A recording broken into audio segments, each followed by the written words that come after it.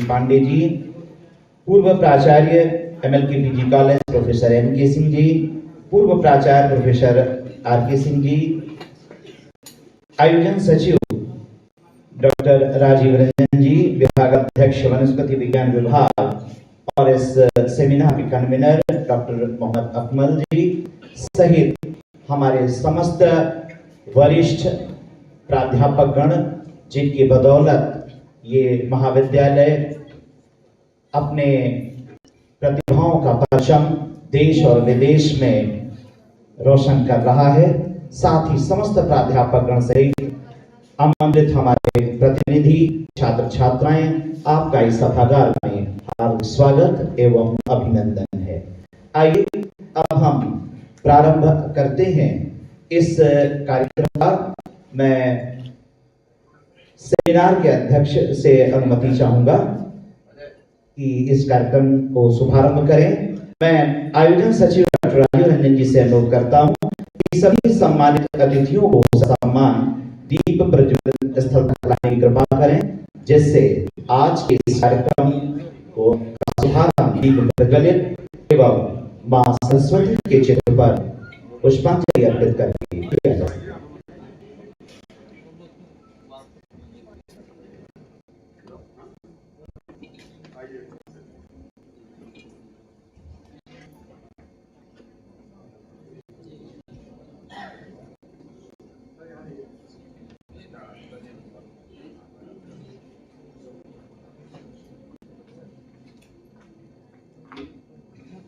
शुभं करोति कल्याणं आरोग्यं धन संपदा शत्रु बुद्धि विनाशाय दीप ज्योति नमोस्तुते। दीपो ज्योति परम ब्रह्म दीपो ज्योति जनार्दनम जनार्दनम दीपो भरति पापम संहारति नमोस्तुते। जो शुभ करता है, कल्याण करता है, आरोग्य रखता है, धन संपदा देता है और शत्रु बुद्धि का विनाश करता है, ऐसे दीप की रोशनी को मैं नमन करता हूं। सम्मानित अतिथियों द्वारा दीप प्रज्वलित के पश्चात मां सरस्वती से इस 2 दिवसीय अंतर्राष्ट्रीय सम्मेलन की पूर्णता हेतु प्रार्थना पुष्पांजलि अर्पित करके किया जा रहा है।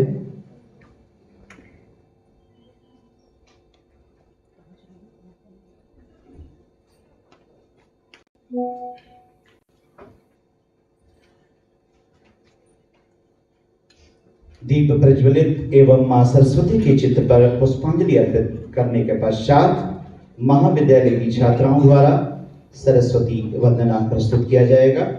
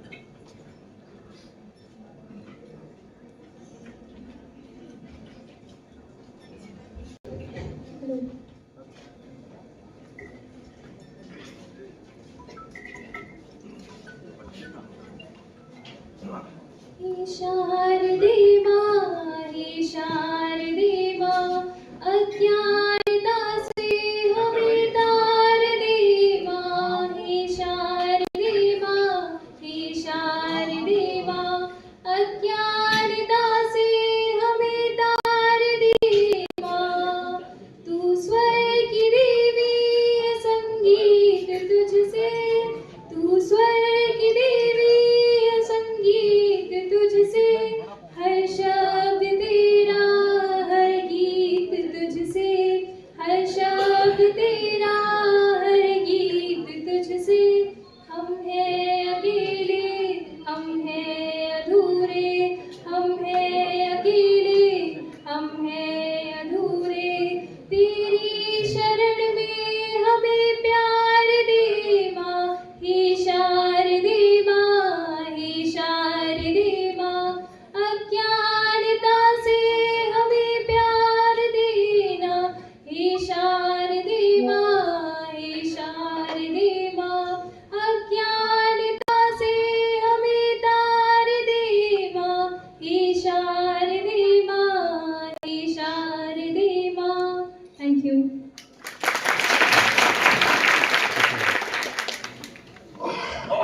माँ सरस्वती की वंदना के पश्चात अब महाविद्यालय के कुलगीत की बारी है। हम अपने सभी सम्मानित अतिथियों, छात्र छात्राओं से अनुरोध करते हैं कि महाविद्यालय के कुलगीत के समय कृपया अपने स्थान पर खड़े होने की कृपा करें।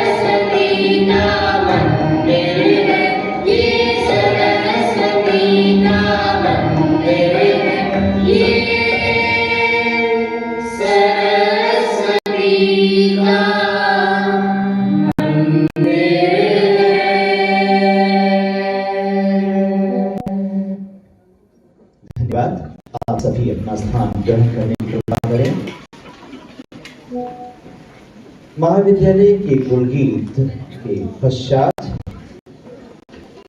आज नमन करता हूं महाविद्यालय के आदि संस्थापक को, जिनकी कृपा से बलरामपुर की सरजमी पर शिक्षा की लत जगाने के लिए इस सरस्वती के मंदिर का निर्माण किया और बलरामपुर की प्रतिभाओं को निखरने का, संवरने का वो भरपूर अवसर प्रदान किया। और अब महाविद्यालय के पश्चात हम अपने अतिथियों का स्वागत एवं सम्मान माल्यार्पण एवं बैच अलंकरण के द्वारा करेंगे।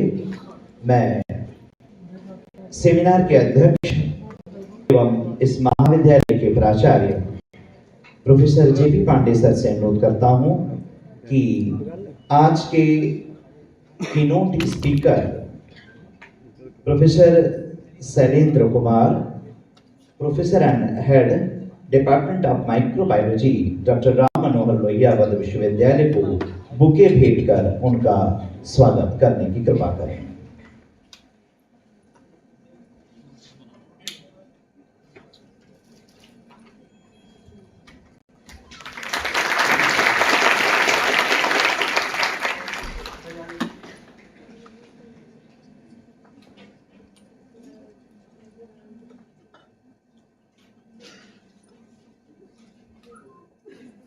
स्वागत की इसी कड़ी में आयोजन सचिव एवं विभागाध्यक्ष वनस्पति विज्ञान विभाग डॉक्टर राजीव रंजन जी से अनुरोध है कि keynote speaker professor Shailendra Kumar ji को माल्यार्पण एवं बैच अलंकरण कर स्वागत करने की कृपा करें।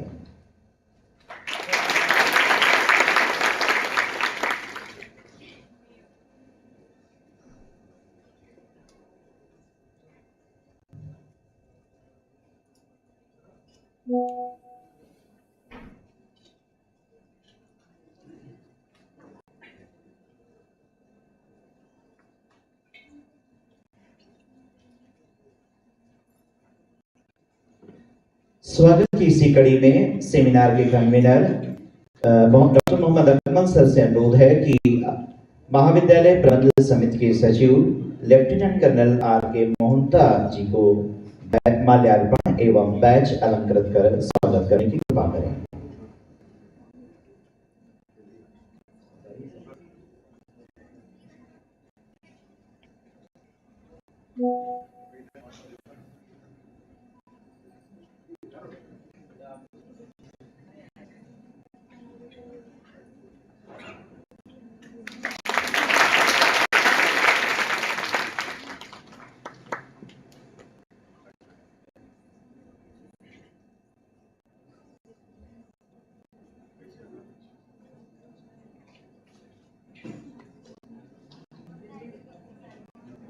स्वागत की इसी कड़ी में को convener seminar doctor Shiv Mahendra Singh से मैं अनुरोध करता हूं कि सेमिनार के अध्यक्ष एवं महाविद्यालय के प्राचार्य प्रोफेसर जेपी पांडे जी का माल्यार्पण एवं बैच अलंकरण करके स्वागत करने की कृपा करें।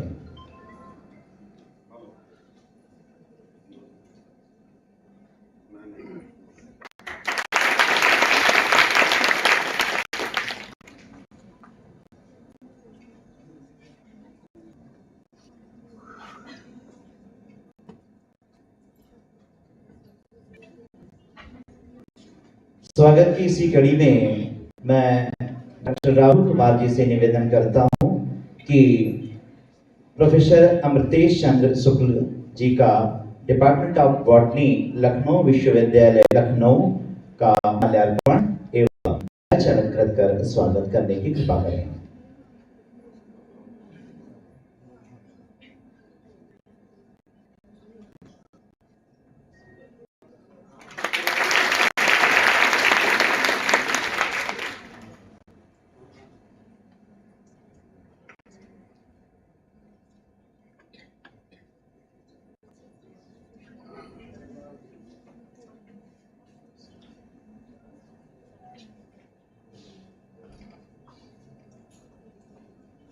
स्वागत की इसी कड़ी में डॉक्टर श्रवण कुमार जी को आमंत्रित करता हूं कि आप आए और महाविद्यालय के पूर्व प्राचार्य प्रोफेसर एन.के. सिंह जी को माल्यार्पण एवं बैज अलंकृत कर स्वागत करने की कृपा करें।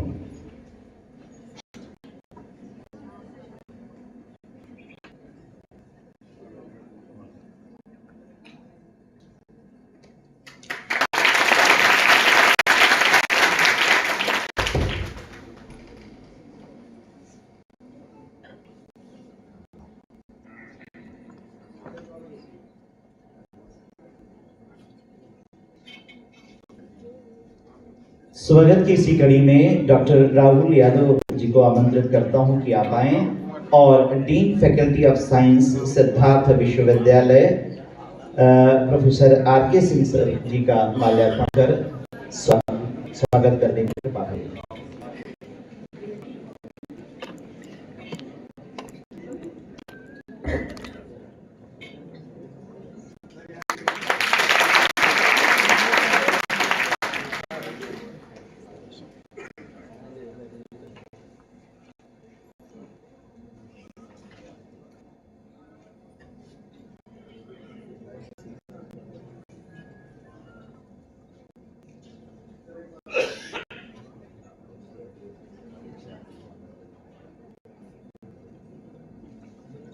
सम्मानित अतिथियों का स्वागत, माल्यार्पण और बैच अलंकरण करने के पश्चात अब महाविद्यालय की छात्राओं द्वारा अपने सुमधुर गीत से स्वागत गीत के माध्यम से अपने अतिथियों का स्वागत किया जाएगा।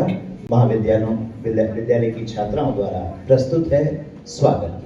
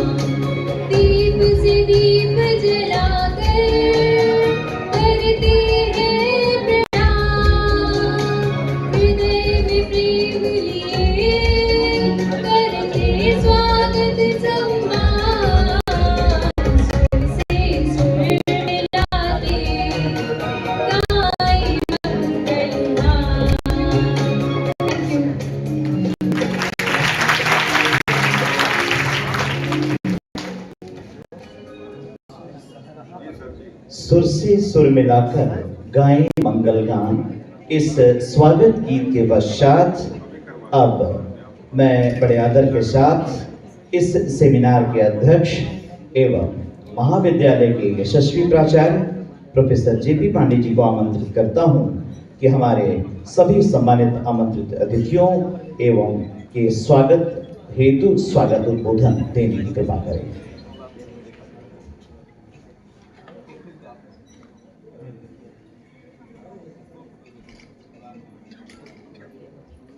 A very good morning to you all.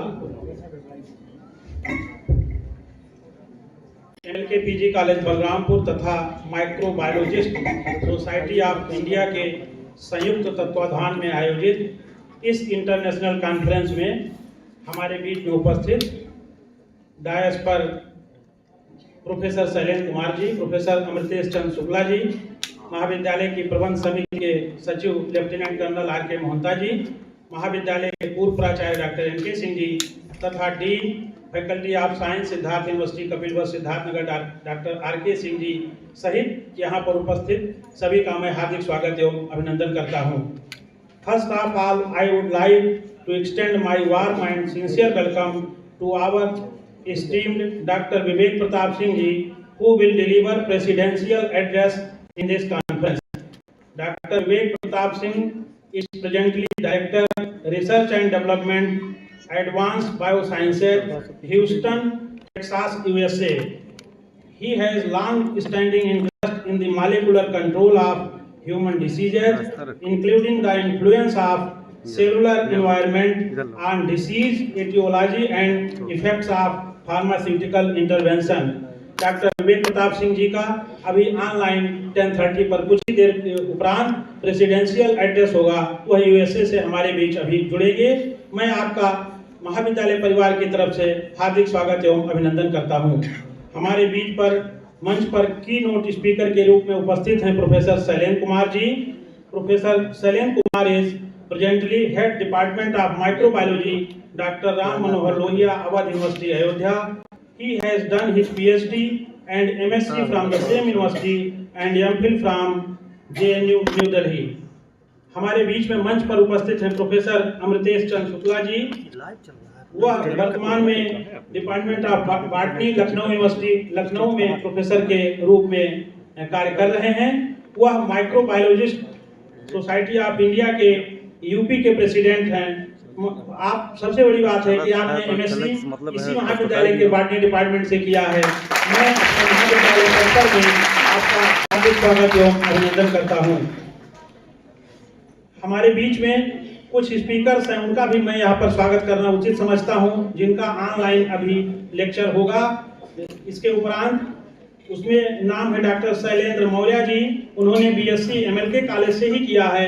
Presently, he is a staff scientist and postdoctoral associate at Washington University in St. Louis, Missouri, USA.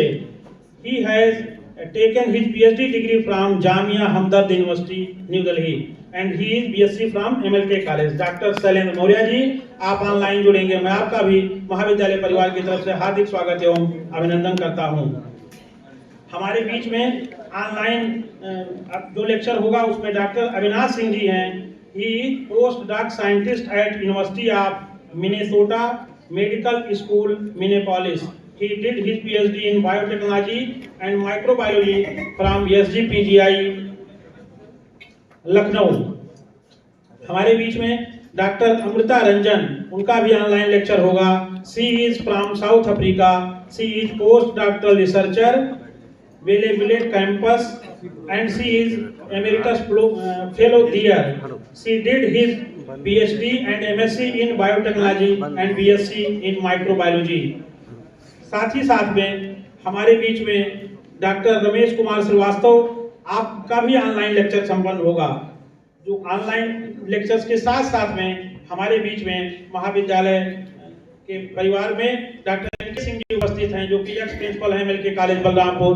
आपको जब भी हम लोग बुलाते हैं, आप हम लोगों को अपना आशीर्वाद प्रदान करते हैं, साथ ही साथ आपकी भी प्रेरणा मिलती रहती है।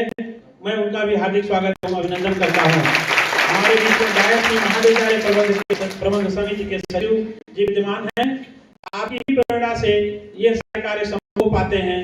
इस सत्र में, वर्तमान सत्र में ही महाविद्यालय इसके पहले 3 नेशनल सेमिनार करा चुका है। ये इस सत्र का चौथा कॉन्फ्रेंस है, जो कि इंटरनेशनल कॉन्फ्रेंस है। बिना आपकी प्रेरणा के नहीं हो सकता है। हमारे बीच में dean faculty of science Siddharth university doctor R K Singh जी भी मौजूद हैं, जो महाविद्यालय के एक्स प्रिंसिपल रह चुके हैं। मैं आपका भी हार्दिक स्वागत एवं अभिनंदन करता हूँ। यहाँ पर हमारे बीच में उपस्थित हैं डॉक्टर श्रवण कुमार श्रीवास्तव जी, जो कि एलबीएस पीजी कॉलेज गोंडा में डिपार्टमेंट ऑफ बॉटनी के हेड ऑफ डिपार्टमेंट है, मैं आपका भी हार्दिक स्वागत और अभिनंदन करता हूँ।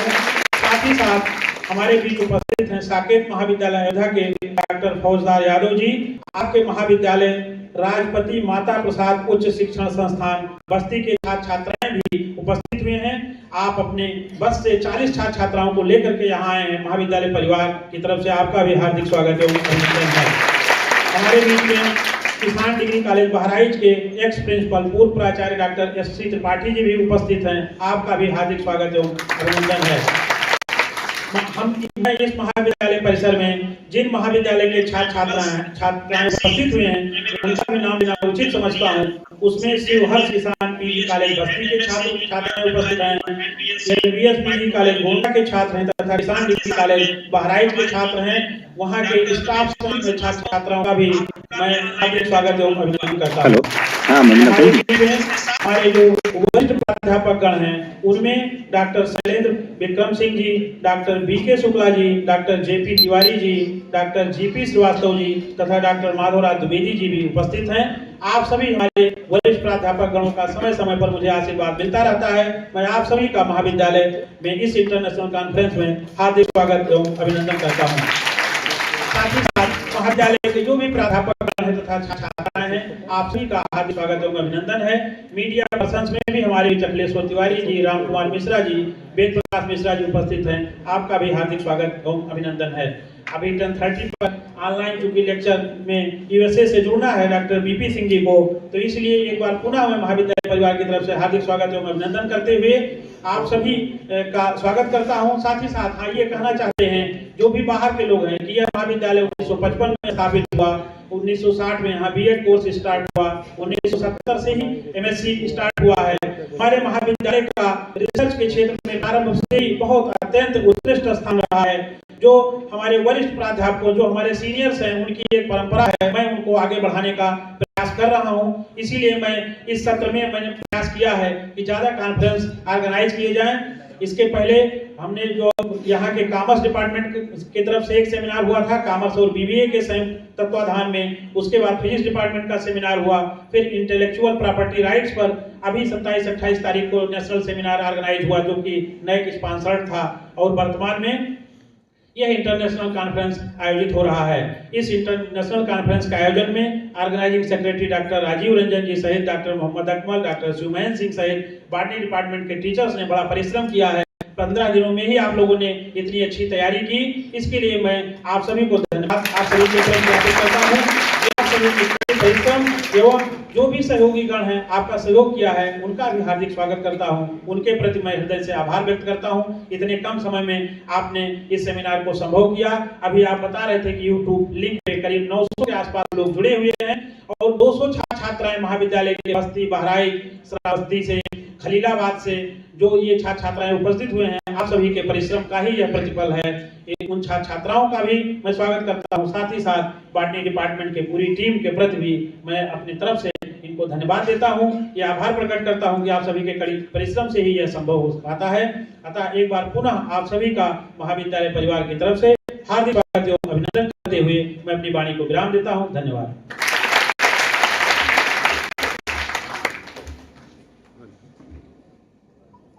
धन्यवाद सर। और अब महाविद्यालय प्रबंधन समिति के सचिव लेफ्टिनेंट कर्नल आर.के. मोहंता जी से मैं अनुरोध करता हूं कि अपना उद्बोधन देने की कृपा करें।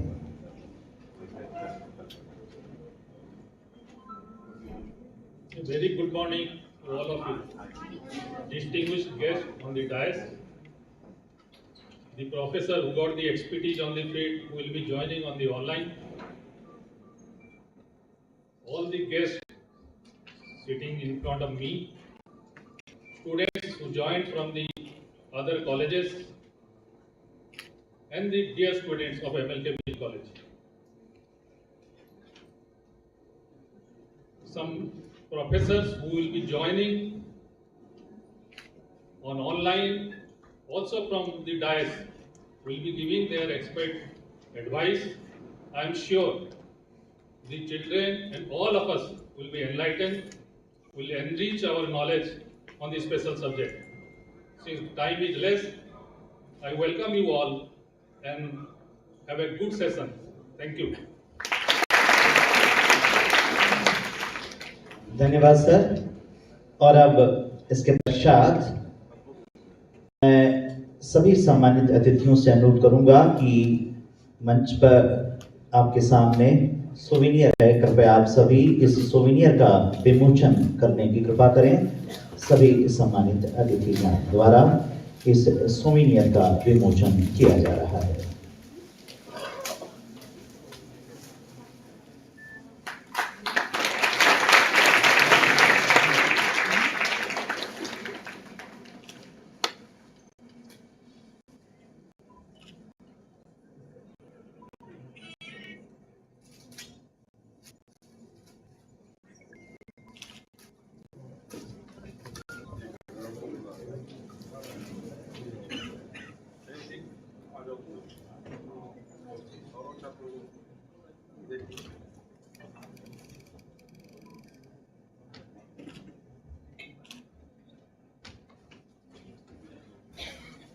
धन्यवाद सर।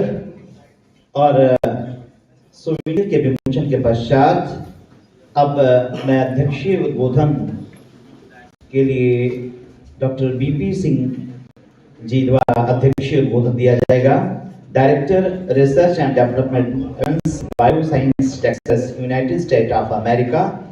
आपके परिचय के लिए मैं सेमिनार के कन्वीनर डॉक्टर मोहम्मद अकमल साहब को आमंत्रित करता हूं कि आप आज के इस कार्यक्रम की अध्यक्षता कर रहे डॉक्टर वीपी सिंह जी का परिचय देने की कृपा करें।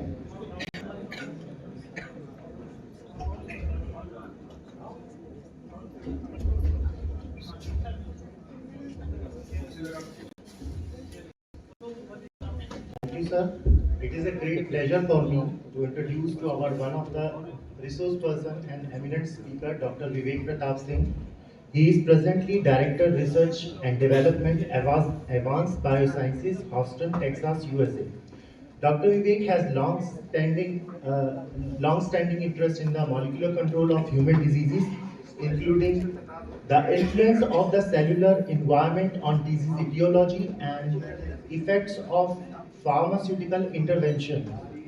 He is a good researcher, project leader and lab director in 2017 for basic and translational studies to drive breakthrough innovations in enhancing direct cardiac regeneration in humans using cell or gene therapy, viral vectors, lentivirus, retrovirus, adenovirus, code transcription factors, microRNA, and small molecule. He supervised and initiated and managed many research projects. He is awarded Best Junior Faculty Award at 5th Annual Cardiovascular Research Institute Symposium in 2017 and Early Career Investigator Award, American Heart Association Scientific Seasons, Chicago, Illinois, USA.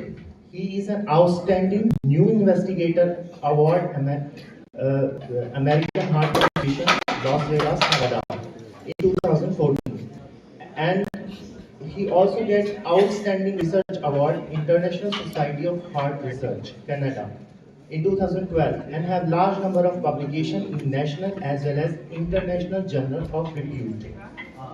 So I'm connecting with Dr. Vivek Pratap Singh online.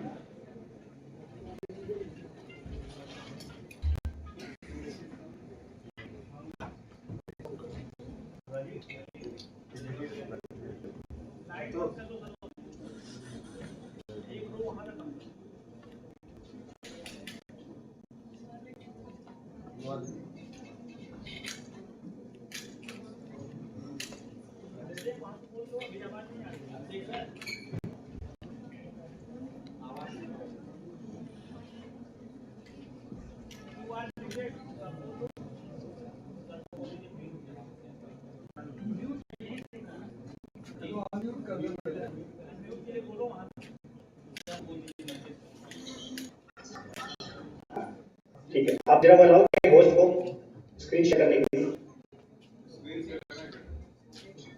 Host disabled participant screen share करनी। हाँ, अरे हाँ,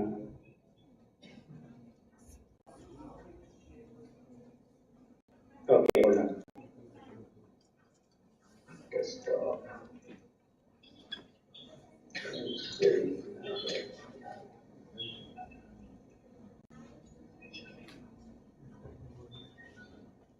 Just hold on, it's not coming today.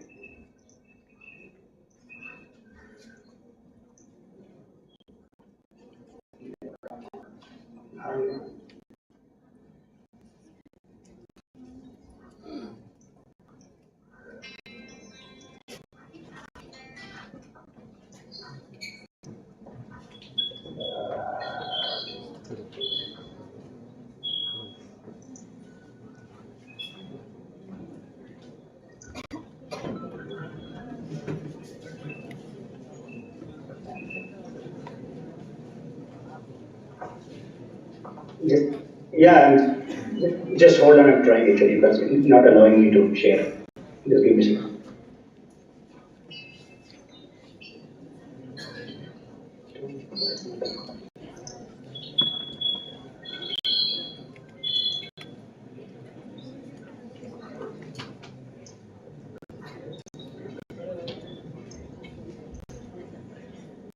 Recording stopped.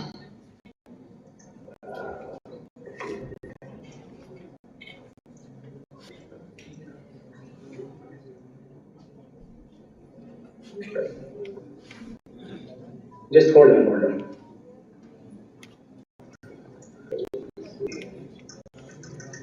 Huh?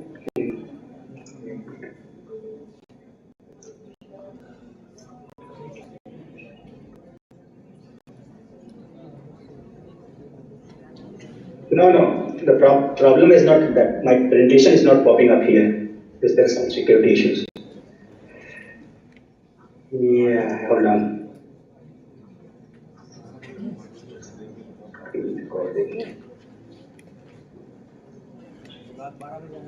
Huh? No, the permitting is permitting, but problem is not, the screen is not coming. Just give me a second. Turn it off.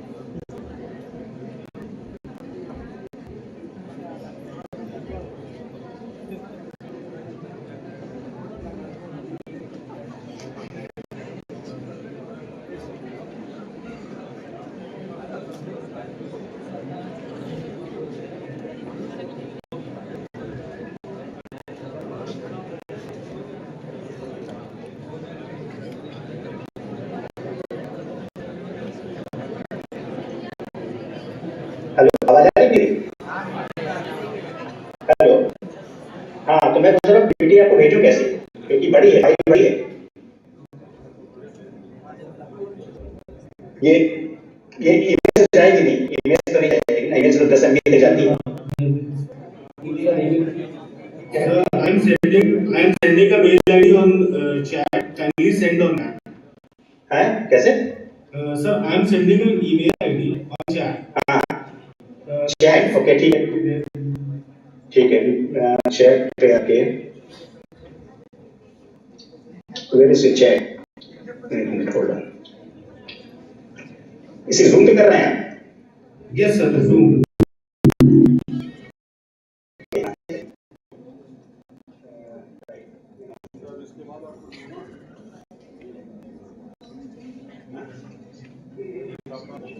Option है attach करने का, chat पे तो option है नहीं देने का।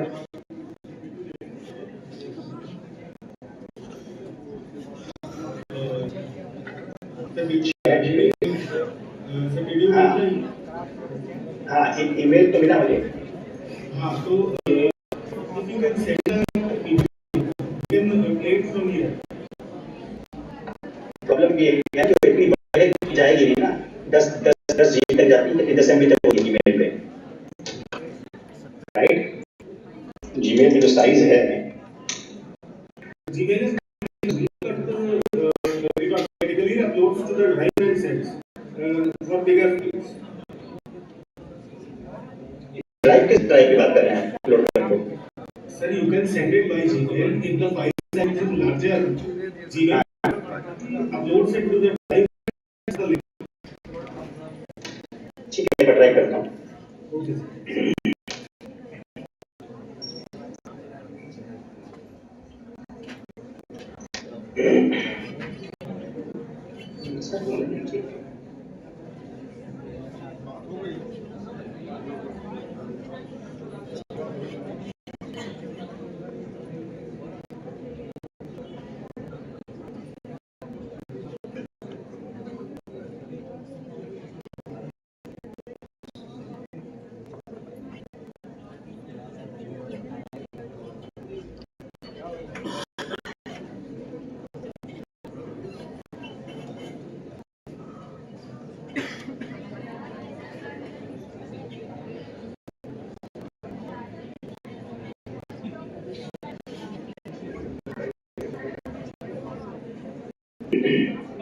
मैं शेयर कर रहा हूँ आपको।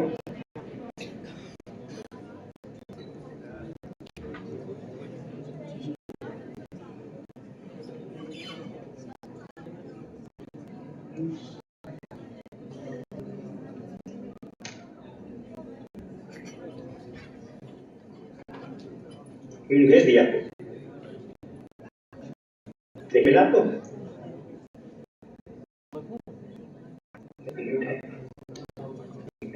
Hello,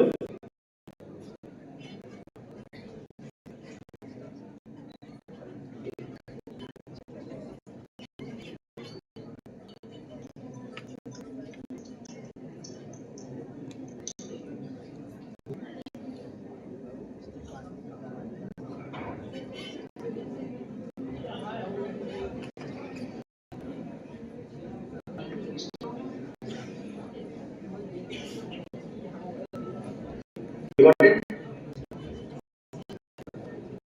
Okay, let's go.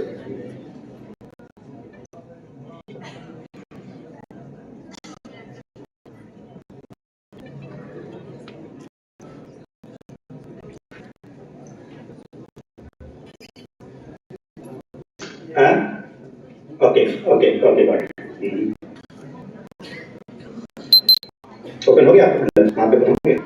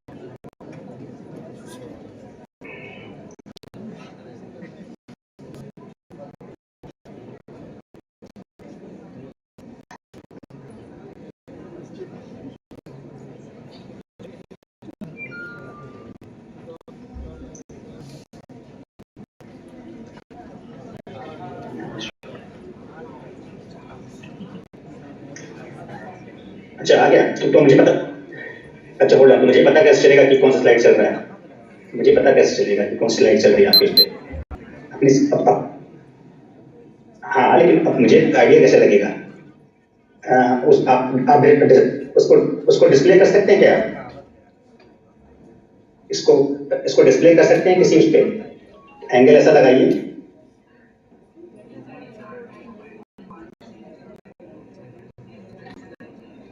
अच्छा अच्छा, चलिए कोशिश कर रहा हूँ।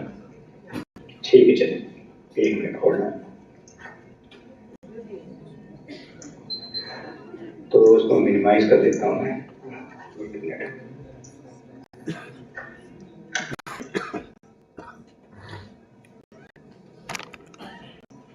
एक मिनट होल्ड करिए।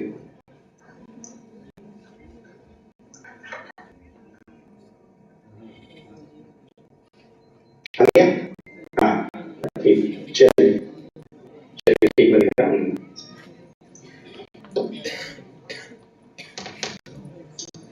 ठीक, चलिए ओके, जस्ट नेक्स्ट। और ये मैं खुद करूंगा क्या आप करेंगे? नेक्स्ट, ठीक है, स्टार्ट करूं? नहीं नहीं, नेक्स्ट मत करिए, बैक बैक जाइए, go back, go to the first line. Okay okay, good morning everyone. Sorry for the delay. There was some technical glitch in Zoom, and finally we are up to start this presentation. So welcome to International Conference on Emerging Trend in Microbiology 2023. First, I would like to thank the organizing committee, and a special thanks to Dr. Ranjan and Dr. Kamal for giving me opportunity for this invited talk. Let me introduce myself. I am Dr. Vivek Singh from Baylor College of Medicine, Houston, Texas, USA. I have been a cardiovascular scientist for 20 years. I did my master's from Ram Manohar Lohiya University, Hyderabad, 2001. And I had a special connection and sweet memories associated with MLK PG College, Balrampur. As my wife, Sonal Somanshi, daughter of Dr. Om Prakash Singh, former head of Department of Political Science, did her graduation from this college in 1999. Today I am going to talk to you about the topic regarding exploring and understanding the COVID-19 pandemic. Next, please. Just hold. So before going to the topic, I just wanted to give a brief background information. As you all know that the COVID-19 pandemic, also known as coronavirus pandemic, is an ongoing global pandemic of coronavirus disease 2019 caused by severe acute respiratory syndrome, SARS-CoV-2. The novel virus was first identified in an outbreak in the Chinese city of Wuhan in December 2019, and the attempts to contain it have failed, allowing the virus to spread to other areas of Asia and later worldwide. So the World Health Organization declared the outbreak a public health emergency of international concern on January 30th, 2020, and the pandemic on 11th March 2020. As of 26th February 2023, the pandemic had caused more than 675 million cases and around 7 million confirmed deaths, making it one of the deadliest diseases in history. So, coming to the topic, go back, please. Back, please. Go to the first slide. No, go to the first slide. First slide. Yeah. No, first, second slide. Yes. Yes. So, giving you back a little background about what is an epidemic. An epidemic is the rapid spread of disease through a population in a relatively short amount of time. As you can see, here is the chart showing 2014 West Africa Ebola epidemic, where you can see in just 1 month from June to July 2014, there is a sudden increase in new cases per week, which was tenfold higher than the data last month. Next, please. So now what is pandemic? A pandemic is an epidemic that has spread over a large region of the world. For example, hello, can you hear me?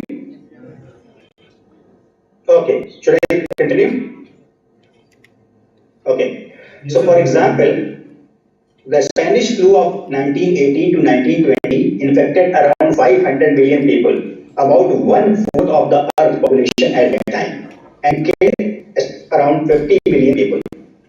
Before 2020, the most recent pandemic was the 2009 H1N1 swine flu. It infected about 10 to 20% of the world population and killed around 150,000 to 500,000 people. Next, please. So, what is current pandemic? In December 2019, a novel coronavirus was identified in Wuhan, China. This virus has since been named SARS-CoV-2 for severe acute respiratory syndrome coronavirus. The disease caused by SARS-CoV-2 is called COVID-19. March 11th, after a disease caused by this coronavirus spread under 114 countries, the WHO declared it as an endemic likely to spread across the globe. Next, please. What is COVID-19? Let's give you a little background about the COVID-19. SARS-CoV-2 is a novel coronavirus that spread in 2019, which caused acute respiratory syndrome. This disease is believed to have originated through animal to human transmission, but soon began to spread via human to human transmission. COVID-19 is related to the previous known disease SARS and MERS, which are caused by different but related viruses. Next, please.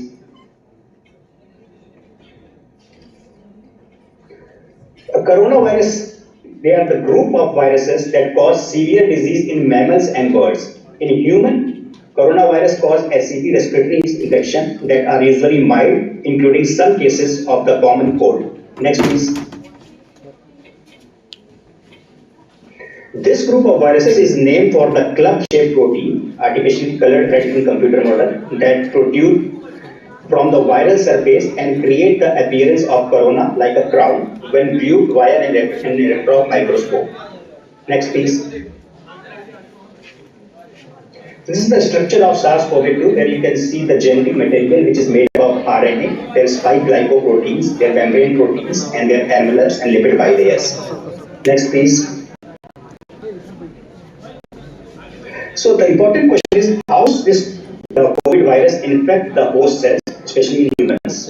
As you can see the structure of the coronavirus, where you can see there is an attachment protein, which is also known as spike, and in the host cell, human cell or human body, there are the receptors. These receptors is known as ACE2 receptors. You can see the green receptors. So these ACE2 receptors basically called angiotensin 2 receptor membrane protein, which binds to these spike protein of coronaviruses. And these receptors are present in lung, heart, kidney, and intestine. Next, please. So there are so many types of vaccines in the recently in researchers in all over the world they made. But to make a vaccine, there are 3 main approaches to make a vaccine. So as you can see here, there are 3 approaches. Whether there is a whole virus or bacterium, or there is a part of the germ that triggers the immune system, or just the genetic material that provides the instruction for making a specific protein, not the whole virus. As you go to the whole virus approach, where you can see there are the 3 different kind of vaccines you can make by taking a whole microbe approach. The first one is inactivated vaccine, the second one is live activated vaccine, and the third approach is viral vector vaccine. So coming to the first approach is when you inactivate the virus and make an inactivated vaccine. This is to take the disease-carrying virus or bacterium from one very similar and inactivate or kill it using chemicals, heat, and radiation. This approach uses technology that has been proven to work in people. That was the way that we use for flu or polio vaccine. However, it requires very special regulatory facilities to grow this bacterium virus and can have a relatively long production time. So, our Indian vaccine, which was Covaxin developed by Bharat Biotech, they used this technology by using inactivated vaccine. Come to the second approach, which when they use the researchers use live attenuated vaccine. The live attenuated vaccine used in living but weakened version of the virus, or one that very similar, like measles, mumps, and rubella vaccine they made up this from this approach. Chinese researchers, they made Sinovac, they used live attenuated vaccine approach. Now coming to the third approach, which is like a viral vector vaccine. This type of vaccine used to save virus to deliver specific subpart called proteins. So a subunit basically, so the German and the European countries and Russia researchers, they use this approach by making vaccine by the viral vector. They were actually Covishield and Sputnik 5. The another approach to make vaccines is by using only the subunit approach. The subunit approach vaccine, you use very specific part of the unit of the virus or bacteria that the immune system need to recognize. It doesn't contain the whole microbe or use a safe virus vector. The subunit may be protein or sugar. There is an American company known as Novavax, which is like use this particular technique to make that vaccine. The last approach is to using the genetic approach. In genetic approach, you are using a genetic material, either DNA or RNA. So there are two vaccines, one from Pfizer and other is Moderna. They used mRNA approach, a genetic approach to make the vaccine. So now here, whatever the vaccines available in the world right now, they use this basic approach with different categorization and their effectiveness is different level as compared to one other. Next please.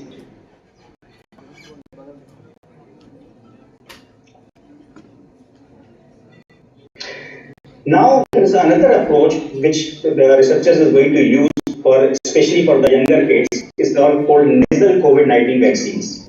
About 1 in 10 people put off getting their COVID-19 vaccine due to their fear of needles.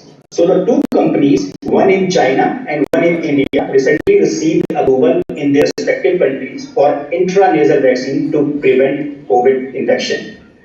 Both Convidia and CanSino Biologics and Innovac from Bharat Biotech International, they are using a recombinant approach. That means that they use a protein from the SARS-CoV virus in the vaccine. When the vaccine enters the body, the protein attaches to the cell in the body, teaching them to trigger an immune response if they ever encounter that same protein again. Some researchers believe that delivering a vaccine nasally provides the benefit of administering the vaccine directly into the mucosa of the body. The mucosa or mucous membrane is the most inner layer of the body, the nose and mouth as well as some organs. Next, please.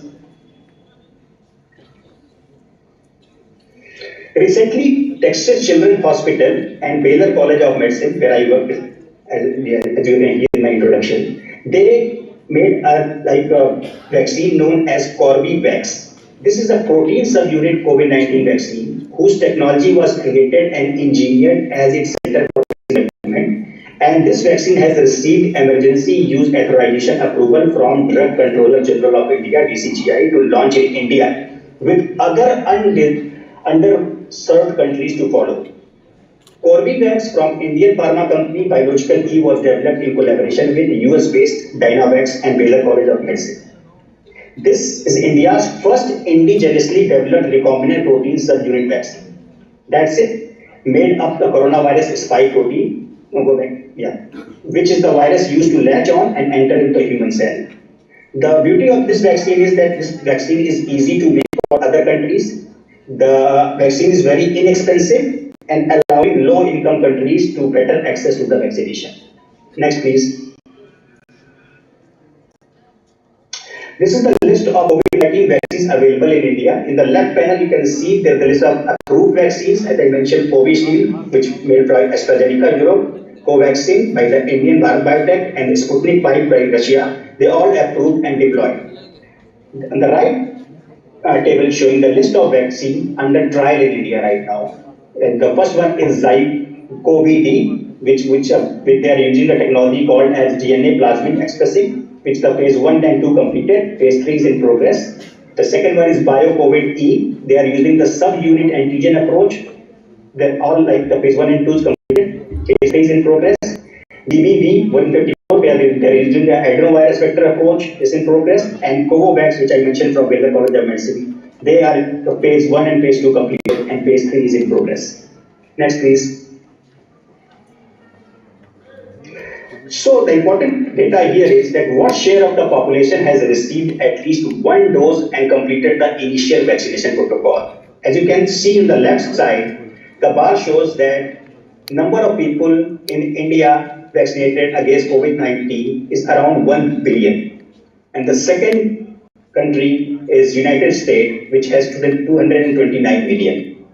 On the right side of the bar, you can see that how many percentage of the people get vaccinated, get both doses and single dose. As you can see, India is number 8, around 72% population who received first two doses and then a single dose. So basically, the data shows that the Indian population is well preserved and doing very good and coping with the situation as compared to the other world part of the other countries. Next, please. This is the current situation worldwide, where we can see in the table the how many cases reported up to this mark, up to February 28, and how many deaths reported. As you can see, United States is around 100 million cases diagnosed and around 1 million deaths were reported. In India, around 44 million cases were diagnosed and around 530,000 deaths has reported so far. As you can see, the death rate per 100,000 people in India is 39 as compared to 340 in United States, 240 and 330 in Brazil and France. So the death rate in India lower as compared to the world. Next, please.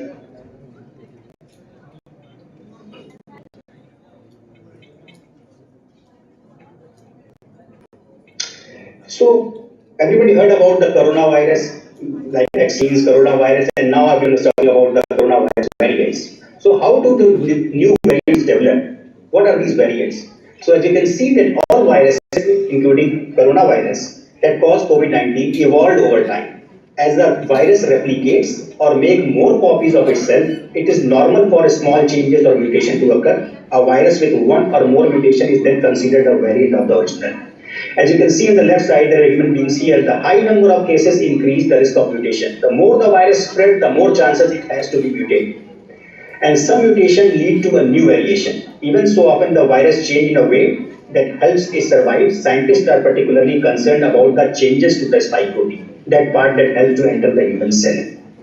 So the UN Health Agency, they named these variants using a Greek letters or Greek alphabets to avoid stigmatizing the nations where they were first detected. As you can see there, these variants, the alpha, beta, gamma, and delta. The alpha started in the United Kingdom, beta in South Africa, gamma in Brazil, and delta originated in India, which was very severe side like after so many thousands of people died in that 2021. The other variant of interest currently is going is epsilon, zeta, eta, theta, iota, and kappa based on their the mutations. Next, please. So everybody I think know at this time point how COVID-19 is diagnosed. And PCR test, which is very standard test for confirming a case for COVID-19, is through the RT-PCR test, taking the swab samples obtained from nose or throat. Results can be obtained from within a few hours to several days. The complete COVID-19 genome has been sequenced and published, allowing other PCR tests to be developed. The another important test is known as antigen test. These tests confirm viral exposure in the recent past. They do not test for the virus directly, and these tests typically involve a nasal or throat swab or saliva test. The third test is antibody test, where these identify the presence of the body antibody against the virus. Next, please. So recently, researchers are developing a technique where they can detect the presence by unbiased way. And there's a new approach where you're not missing any variant. If the new mutation is coming or if new variation is coming, you can detect easily. So this technique is known as next generation sequencing, also called as NGS. This is a very specific tool for COVID-19 diagnosis, monitoring new strain, and phylogenetic modeling molecular ecology. The PCR technique I showed first is designed to detect the presence of a specific region of the pathogen genome and will not identify new mutations. That was the limitation of that is still a limitation of PCR. So if there is a new mutation, you cannot detect with PCR because the PCR performance can be subject if mutation occurs in the primer or probe binding region. So NGS can be used to track the evolution of the pathogen genome to help public and patient monitor spread of infection. So how did this help fight COVID-19? Vaccinations, you can see, provide an effective, unbiased way to identify new coronavirus strain and other pathogens with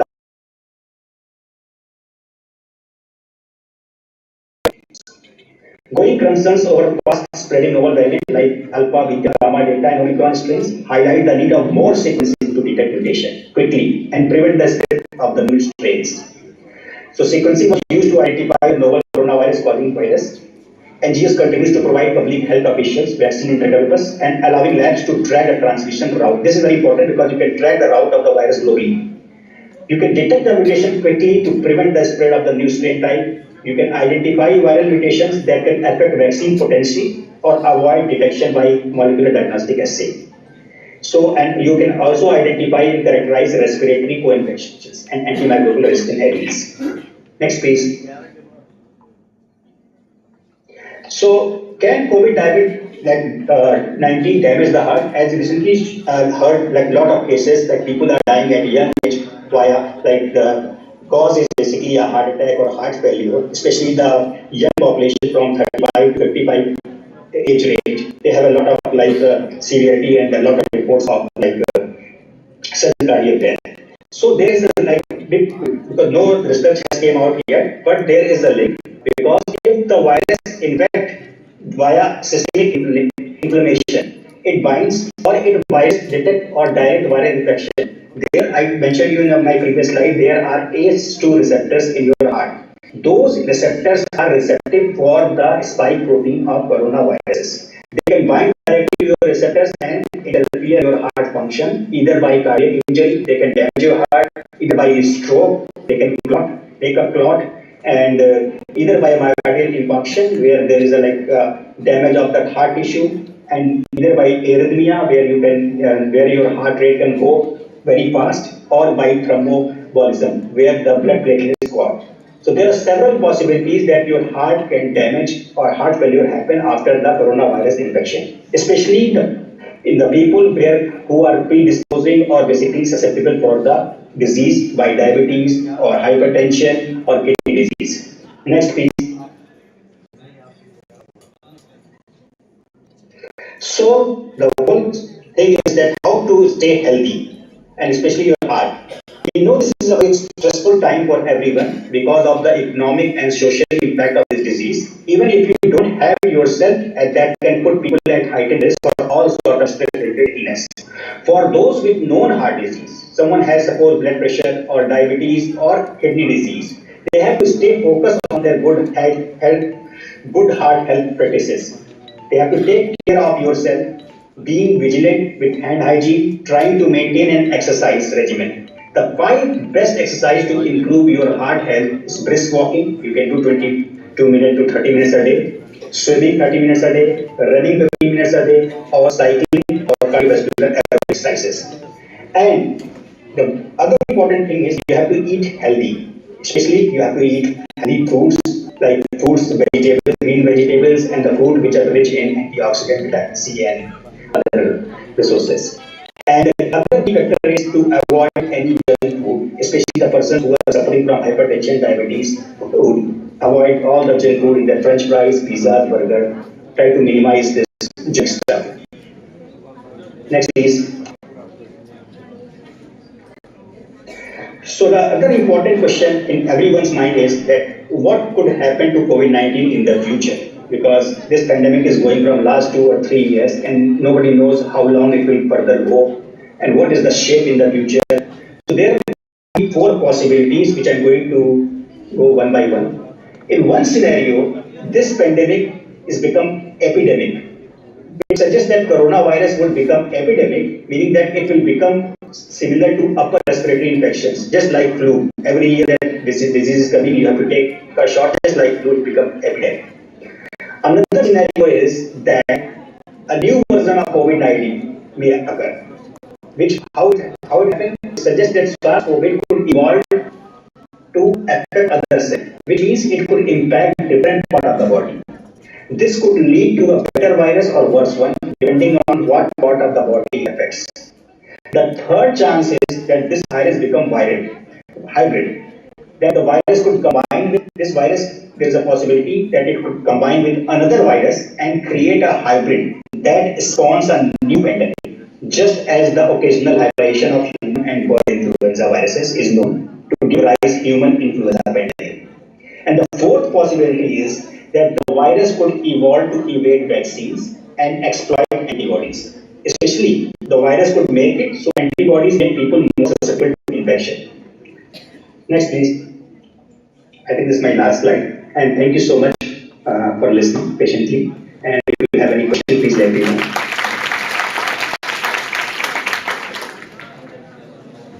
And yeah, I'm sorry for the glitches in the beginning. So my computer is not allowing actually that talk. So thank you so much for supporting and being so tactical and helping me out here. Thank you.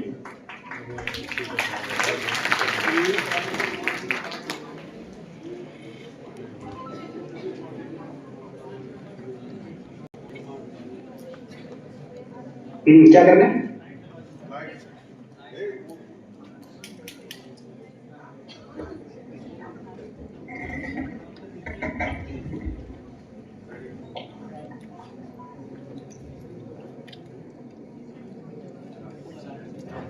धन्यवाद sir. अभी अपना अध्यक्ष उद्बोधन दे रहे थे doctor Vivek Pratap Singh ji, director research and development biosciences, Texas, United State of America. और अब सम्मान की बारी है। हमारे जो सम्मानित अतिथि हैं,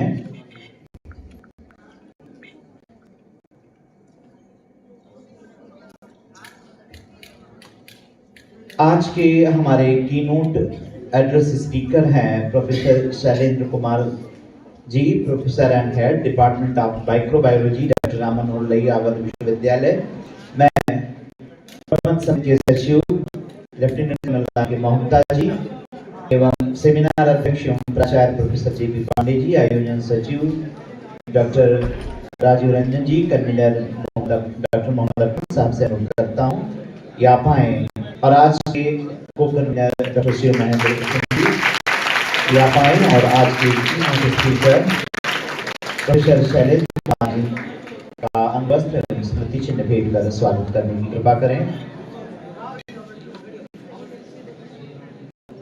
स्वागत एवं सम्मान की इसी कड़ी में doctor professor Amritesh Chandra Shukla ji, department of botany, Lucknow विश्वविद्यालय लखनऊ, आपका भी सम्मान अंगवस्त्र एवं स्मृति चिन्ह भेंट कर किया जाना है।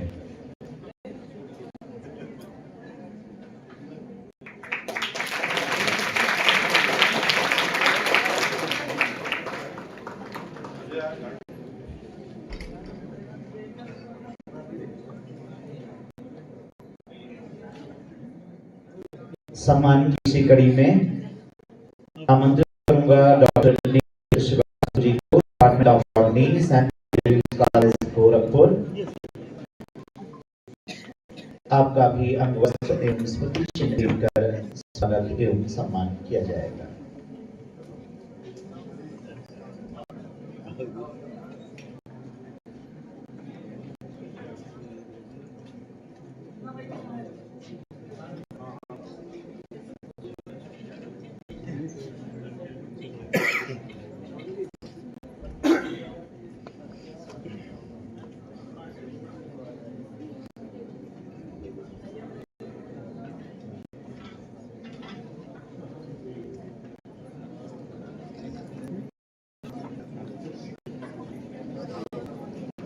Doctor Neeraj Srivastava ji, department of botany, Saint Andrew's college Gorakhpur का महाविद्यालय के प्रबंध सचिव, प्रबंध समिति के सचिव एवं प्राचार्य जी द्वारा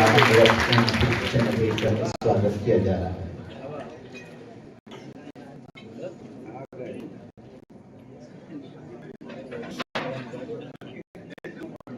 धन्यवाद सर। और अगली कड़ी में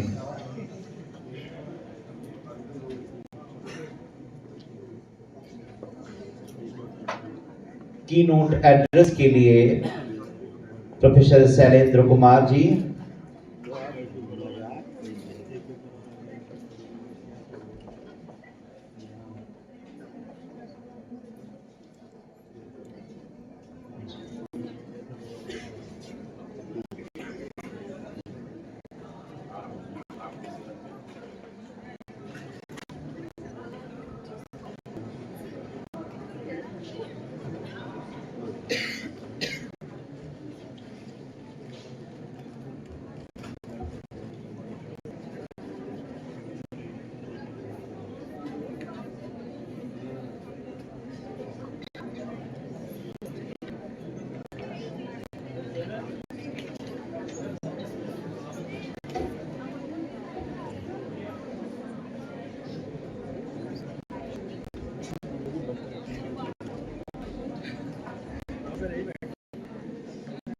स्वागत एवं सम्मान की इसी कड़ी में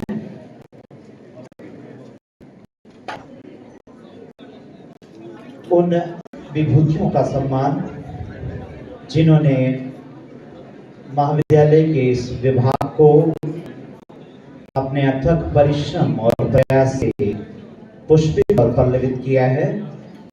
मैं सम्मान की इसी कड़ी में आमंत्रित करता हूं प्रोफेसर इनकी सिंह जी को, पूर्व प्राचार्य MLKPG कॉलेज। आपका स्वागत एवं सम्मान महाविद्यालय के प्रबंध समिति के सचिव एवं प्राचार्य एवं आयोजन सचिवगण द्वारा स्मृति चिन्ह भेंट कर किया जाएगा।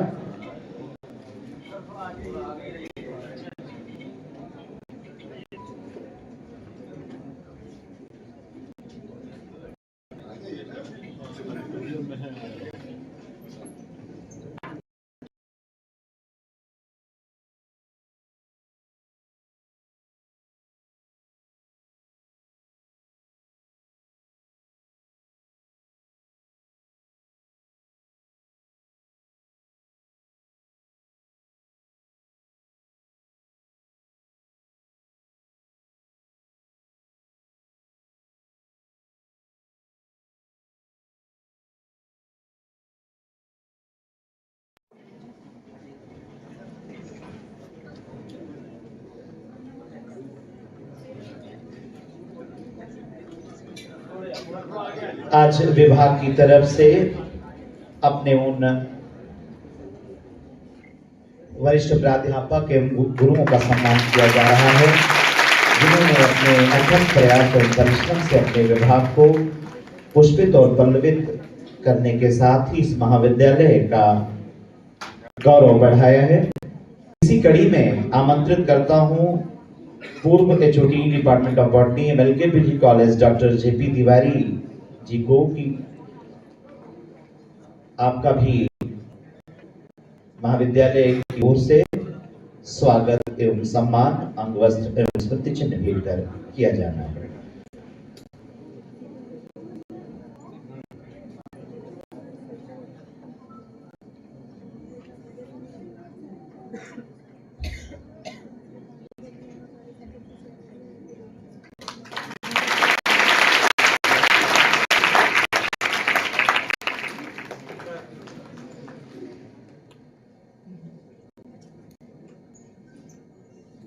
स्वागत एवं सम्मान की इसी कड़ी में डॉक्टर VK शुक्ला जी, पूर्व एसोसिएट प्रोफेसर वनस्पति विज्ञान विभाग MLKPG कॉलेज।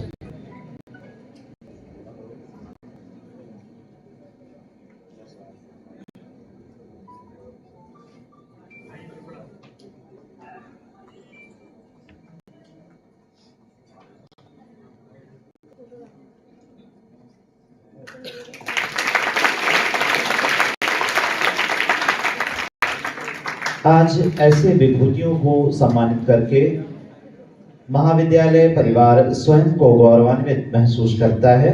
स्वागत सम्मान की इसी कड़ी में डॉक्टर GP श्रीवास्तव जी, पूर्व एसोसिएट प्रोफेसर वनस्पति विज्ञान विभाग MLK PG कॉलेज।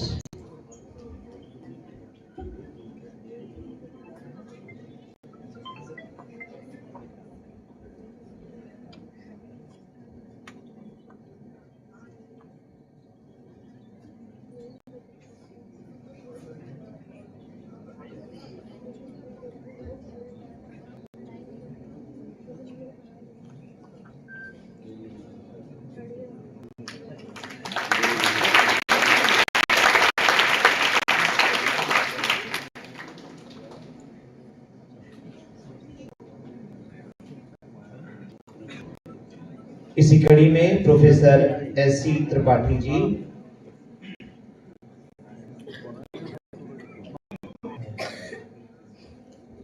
पूर्व प्राचार्य KDC बहराइच,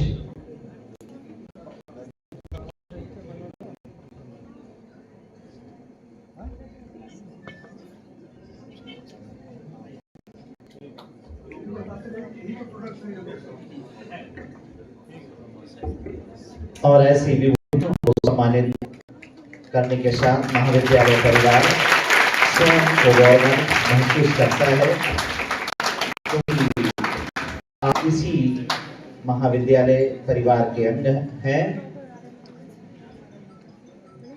स्वागत की इसी कड़ी में professor Faujdar Yadav, head of department Saket महाविद्यालय।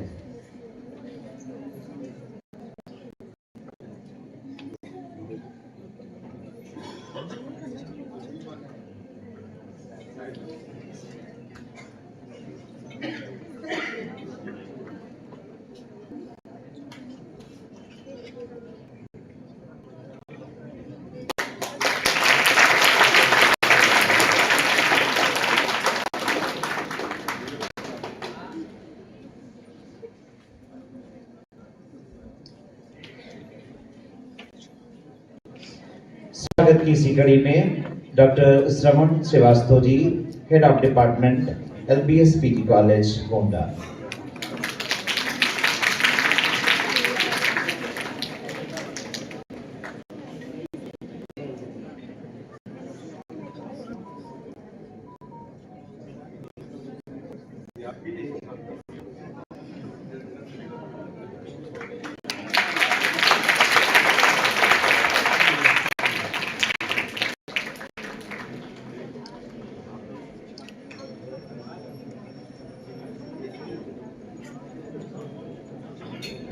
स्वागत की इसी कड़ी में doctor Gopal ji Kushwaha, head of department KDC Basti. आपका भी महाविद्यालय परिवार द्वारा अंग वस्त्र एवं स्मृति चिन्ह भेंट कर स्वागत किया जाना है।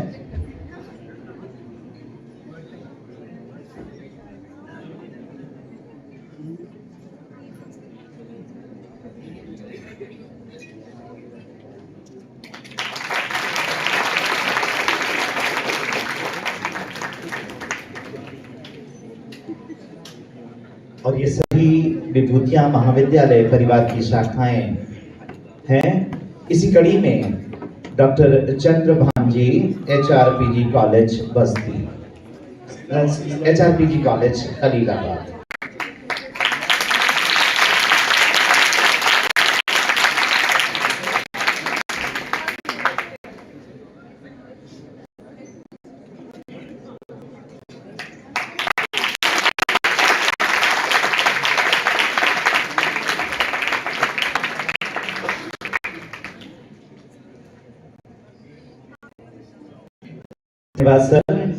महाविद्यालय परिवार अपनी विभूतियों का सम्मान एवं स्वागत करके अपने आप को गौरवान्वित महसूस करता है।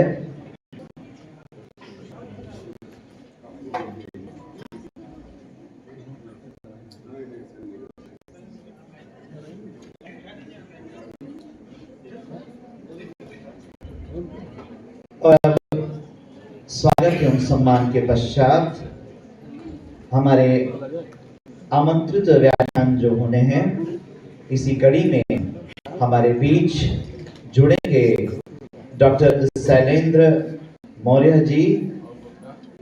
आप स्टाफ साइंटिस्ट डीवी वॉशिंगटन विश्वविद्यालय Saint Louis Missouri United State of America से जुड़ेंगे आमंत्रित व्याख्याता डॉक्टर शैलेंद्र मौर्य जी। आपके परिचय के लिए मैं आमंत्रित करता हूं कन्वीनर सेमिनार के डॉक्टर मोहम्मद अकमल जी को।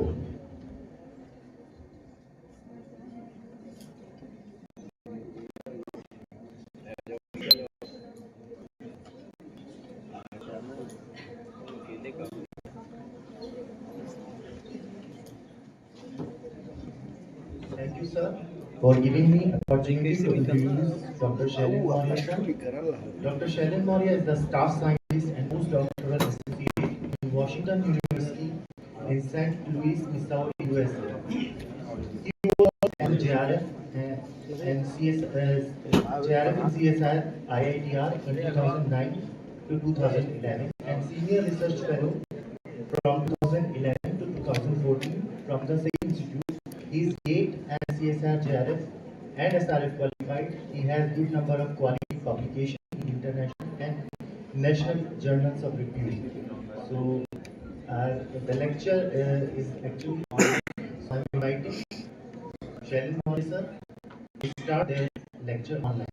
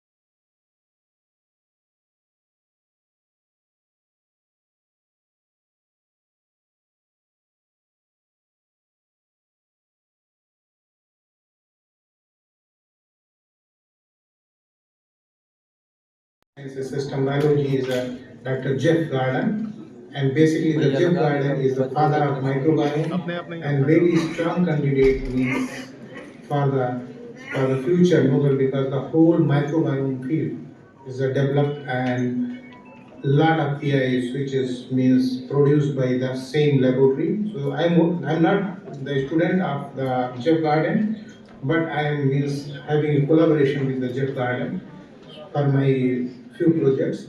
So today I am going to discuss my project which I am working on, which is basically a disease model system. And because as I told you that I am basically the genetics, NEP genetics trained guy. So I started here in the 2016. So my project is a functional human iPSC model to study the infant leukemia. So the infant leukemia is a pediatric cancer, and pediatric cancer is one of the number one disease killer of children in the USA. So in every 2 minutes, a child is diagnosed with the pediatric cancer, and the survival rate is very low. 1 in 5 children diagnosed with the cancer in the US will not survive. And since 1980, a few more than 10 drugs have been developed for use in children with the cancer. So it is a very means a rare disease here, and very few labs which is working on this disease. And so, what is the basic cause of the childhood cancer? So, because if we compare the adult cancer and if we compare the pediatric cancer, so the when we are aged, means when we are in the adult, looking for the adult cancer, we are exposed to the several environmental carcinogens, lifestyle things like the cigarette, alcohol, food, and aging is also a contributing factor. But if we are thinking that the child, which is a 2-year-old, means less than 2-year-old, we can easily exclude all these factors. So what are those factors which contributes to the childhood cancer? So to identify the factors, so the people working in this means area, they sequence the pediatric cancer genome. And you can see here, this is the pediatric cancer and this is the adult cancer. And here somatic mutation frequency. You can see the pediatric cancer having the very low somatic mutation frequency. And here you can found that the pediatric means the adult cancer having the very high somatic mutation frequency. So somatic mutation frequency is those mutations which we accumulate during the aging process or during the life course process at a ratio 2 to 5 cancer, 2 to 5 somatic mutation we accumulate every year. So very low somatic mutation frequency indicates that the pediatric cancer mostly governed by the germline mutation. So what are the infant leukemia cases? So in general, that the acute lymphoblastic leukemia and acute myeloid leukemia diagnosed in a child before 1 year of age. So 41 cases per million in the US, which is 160 cases per year. It's a rare disease, and clinical feature, which is a high WBC count, hepatosplenomegaly, brain metastasis, and skin infiltration, and the survival rate is less than 50%.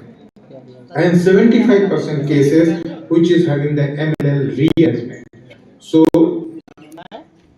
So I means we collaborated with the children oncology group, and we means performed the largest case control study of the infant leukemia with the University of Minnesota and with the Julie Ross group, and the germline DNA from the infants that develop infants leukemia, and exon genome sequencing, because the DNA having the entron exon, so we sequence the exon, so 165 germline exon in which 95 infants leukemia patient and 70 healthy controls, and from the EXC database 60,000 exome from a diverse world population be sequenced. And when we plot the germline mutation versus the gene, we found that there are lot of DNA modifier which is being mutated in the infant leukemia cases. So we select one candidate gene which is showing here in the red box, which is the KMT2C gene. So KMT2C is basically a histone methyltransferase which mediates histone monomethylation, especially at the enhancer regions. So DNA having means if we discuss the chromatin structure, so we have the promoter region and we have the enhancer region. Enhancer region are those region which is a non-coding DNA region. now we means after the sequencing projects, we know that enhancer having a very critical role in determining the cell fate. So the KMT2C basically mediate monomethylation, especially at the enhancer region, or you can say the cis regulatory region. So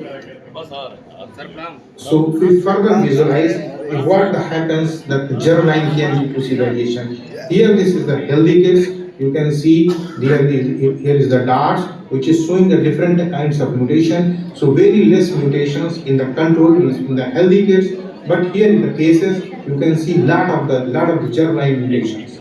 So it means that there are several germline mutations in the cases which is having ALL or AML. So there is a paper which published. So in this paper they compare the KMT2C in different cancer types, means 24 cancer types, and they reported that the altered KMT2C function in a variety of cancer types. So it is not only KMT2C is not only altered in the acute lymphoblastic leukemia or AL, but it's also altered in the several different cancers and is a significant kind cancer. So now going to the further visualize what are these KMT2C genes. So KMT2C gene is basically a family of genes which is called the compass complex. So there are 6 compass complex which is reported in the humans. So first is the this KMT2A, KMT2B, KMT2C, KMT2D is a new nomenclature, and MLL1, MLL2, MLL3, and MLL4 is a old nomenclature. So I am going to show the data which I have generated and published, which is on the KMT2C. So the KMT MLL1 and MLL2 means KMT2A and KMT2 basically the mediates histone trimethylation, especially at the promoter region. KMT2C and KMT2D, which is here, they basically mediate histone monomethylation at the enhancer. And KMT2C and KMT2D is basically the protein which is a partial redundant, means they share the function. Means if one is not present, then one protein occupies, means come together and occupies the function of perform the function of other protein. So because the KMT2C gene is altered, so we hypothesize that the loss of KMT2C potentially alter the enhancer landscape, leading to abnormal hematopoietic development. Because I am working with the infant leukemia, so this hypothesis we generated is I think is very reasonable. And what happens when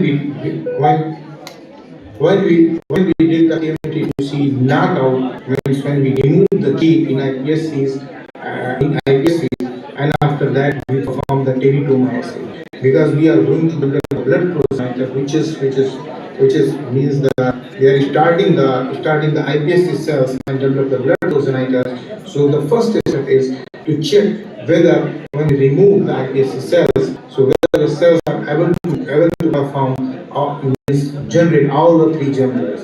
And here is the result. When we remove the KMT2C, we found that all the 3 germ layers, endoderm, mesoderm, and ectoderm. And this is a very unique experiment, because we take the iPSC cells and inject that iPSC cells into the mice, and after 2 weeks we check that the region where we inject the iPSC cells to where there is tumor formation or not.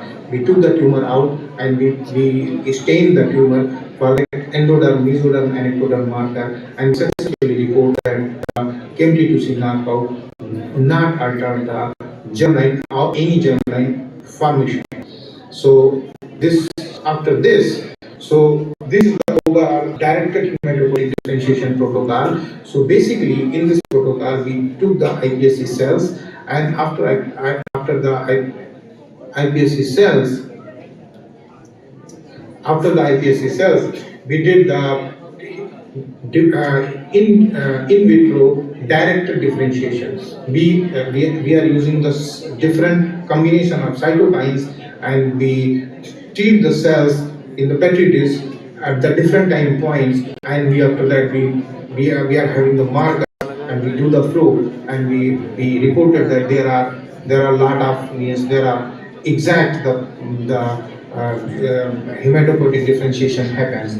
So basically this protocol is 15 days long, and the blood generation having two bifurcation. One is the primitive hematopoiesis and one is the definitive hematopoiesis. So with this protocol, we differentiate the iPSC cells into the blood progenitors, and when we did the primitive hematopoiesis, the first wave of hematopoiesis, you can see here that the in primitive hematopoiesis less colony formation happens. It means that the KMT2C knockout means a KMT2C knockout, which we observe that in the cases having a direct role in the blood development in the infant's leukemia cases. So here you can see, if you observe my cursor here you can see that the KMT2C knockout cells having the less colony formation, and when we do the directed means definitive hematopoiesis, we observe that the KMT2C leads to a loss of hematopoietic potential. So loss of hematopoietic potential means that we observe that the KMT2C knockout cells having very less hemogenic endothelium cells. Here you can see that this is the hemogenic endothelium cells. Here in the control you can see lot of hemogenic endothelium cells, HE, which is here, and here is the KMT2C knockout cells. Lower one, here you can see very less hemogenic endothelium cells. Hemogenic endothelium cells are those cells from that the blood progenitor cells are formed. So the KMT2C knockout cells means having altered hematopoiesis in primitive wave and in definitive wave both.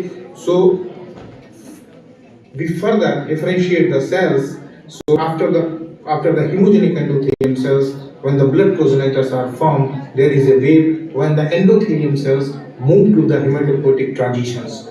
So here you can see that here is a lot of bubble-like structure. Actually, these are the endothelium to hematopoietic transition. But here you can see that in the KMT2C knockout cells, they completely lost the endothelium to hematopoietic transition. Means the CD34 cells, which is a blood marker cells, is not generated in the KMT2C knockout cells at the day 11 differentiation. So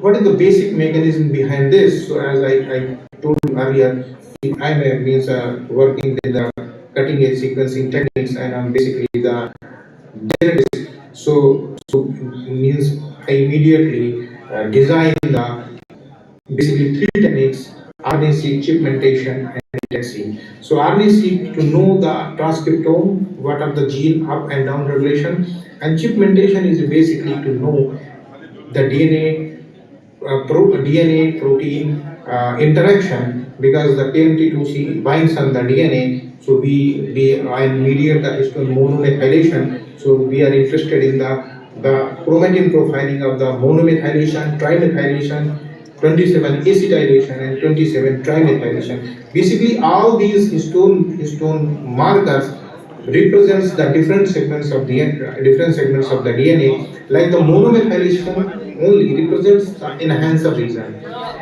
Just 3K4 trimethylation represents the promoter region.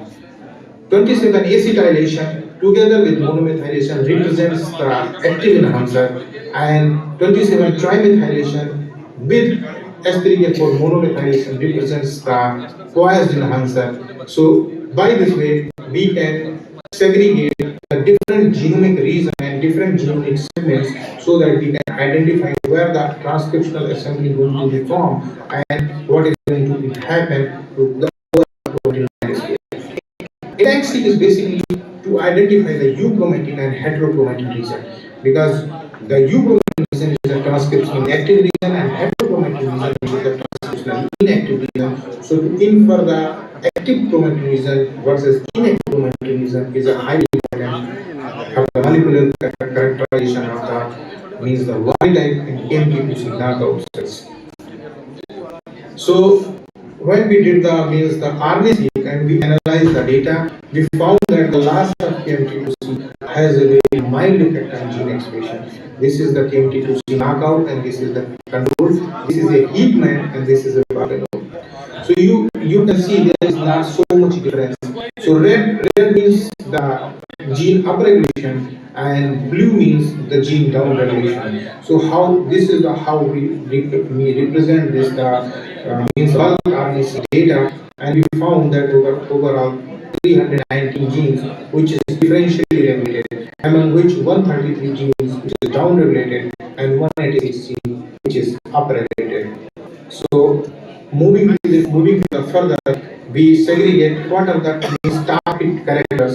So we observe that the downregulated gene in KMT2C knockout is means the RPS 4Y1, which is the top hit, but upregulated in when we observe in the upregulated in KMT2C knockout gene, we found that the nodal and its co-regulator, which is highly upregulated, means highly upregulated, means showing the 22-fold upregulation, and nodal is a gene which shows that the cells when the differentiation moves, it diverts the cells from mesoderm to the endoderm. So this is a indication that there is something happens when we knock out KMT2C knockout cells, that the exact cells are not going to be formed, because in the developmental model it is means having a paramount importance.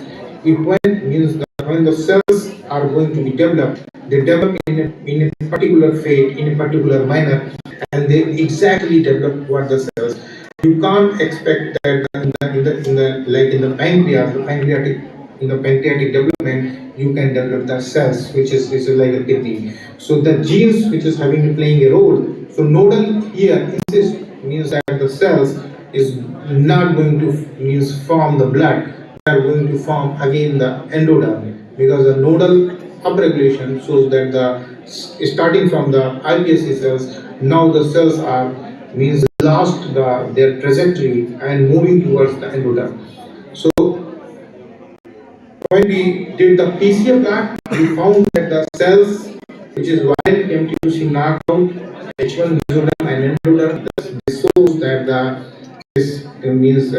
principal component analysis shows that the KMT2C knockout cells showing similarity with the mesoendoderm. So which I discussed earlier, if nodal upregulation shows the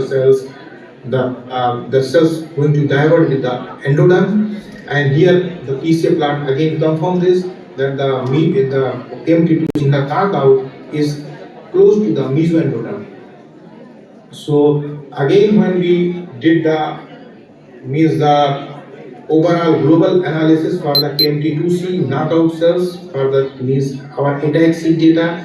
So when we did this one, we found that there are overall chromatin landscape changed, and it suggests that the KMT2C knockout changes the chromatin profiling in the KMT2C knockout cells. So this is the first step. So after that, because the chromatin landscape, when the chromatin landscape is changed, so next step is the transcription factor. So in the human, so in our body we have only 20,000 genes, but we have 1,600 the transcription factor, and transcription factor having a very important role, because they drive the transcription, and they are having the role to modulate any developmental process. And you can see that comparison with the 220,000, 1,600 transcription factor, and transcription. So thus the transcription factor is having a limiting factor.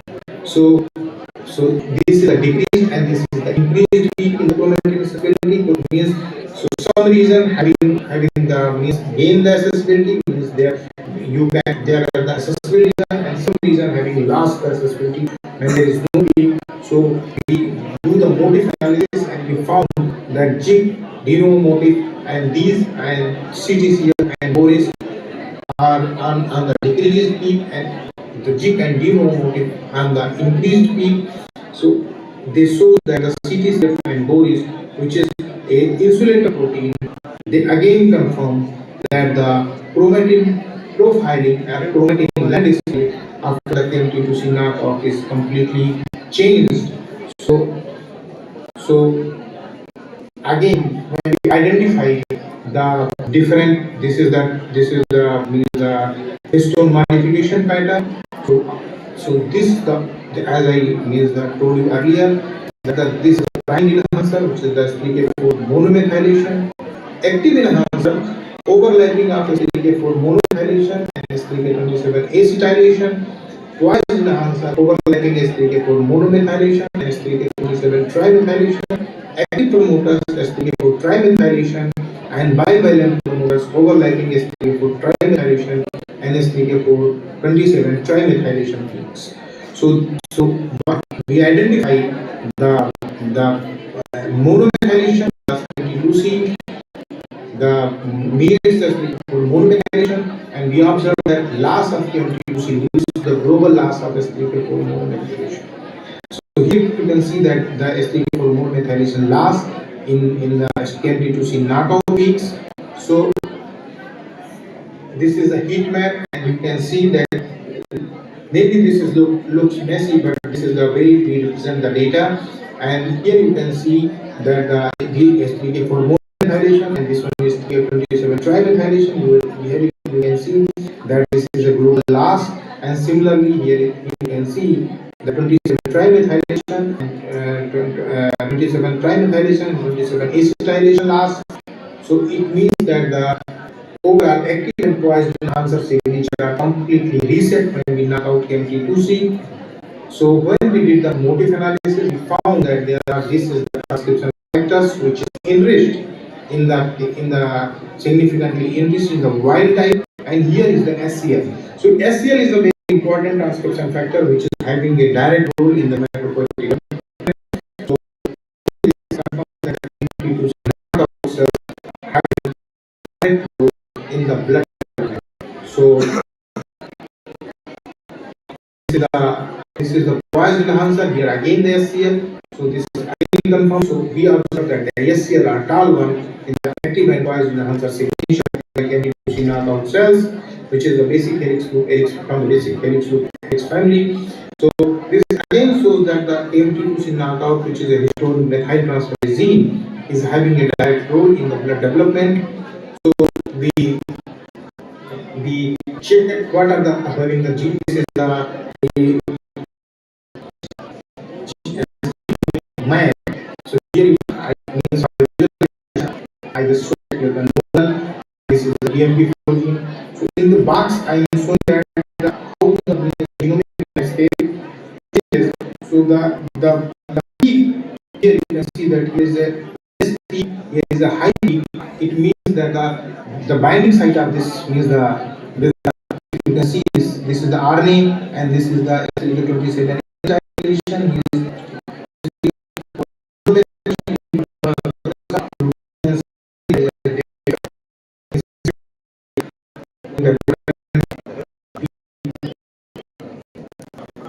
That the overall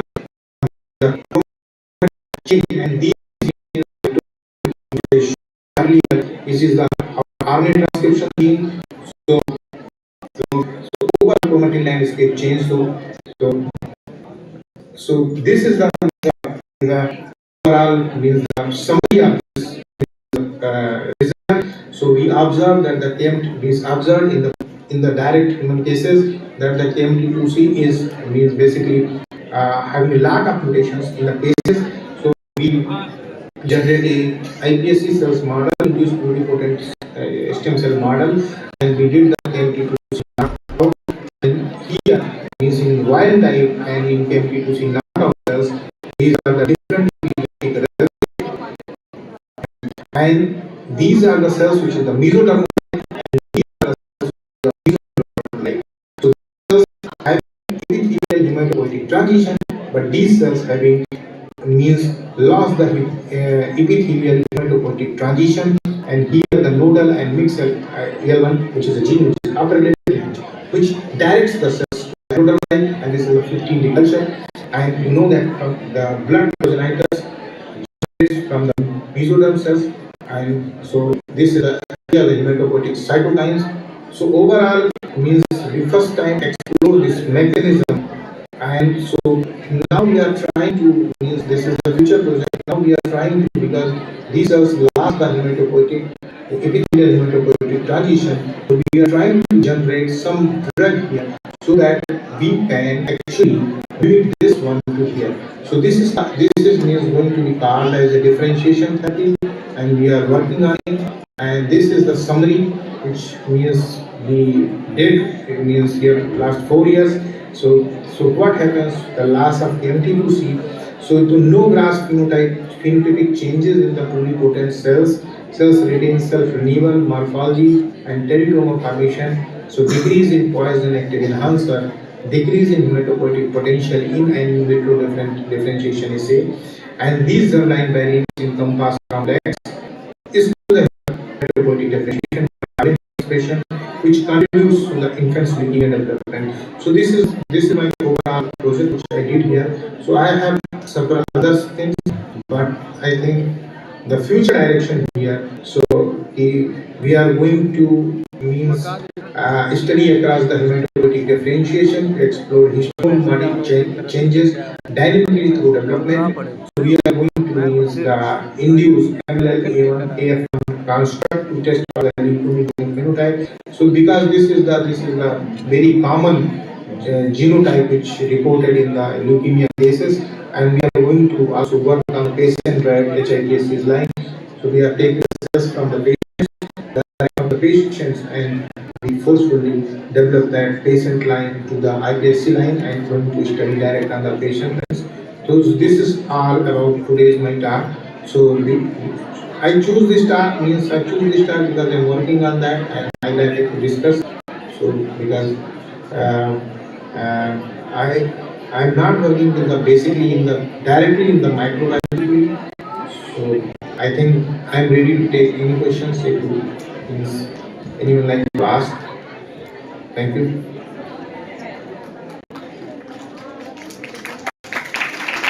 Hello.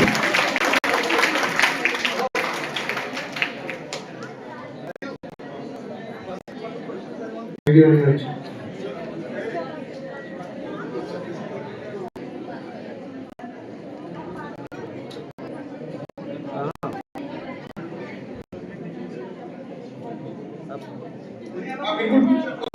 जात हो कि आवत हो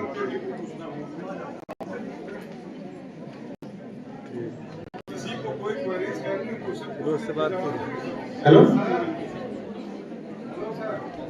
ठीक है गड़िया करना मुझे मुलाकात भी करा। हाँ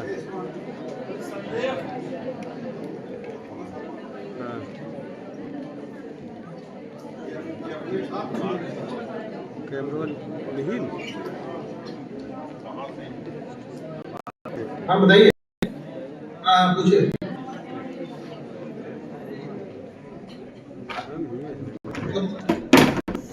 Yes sir. Yeah.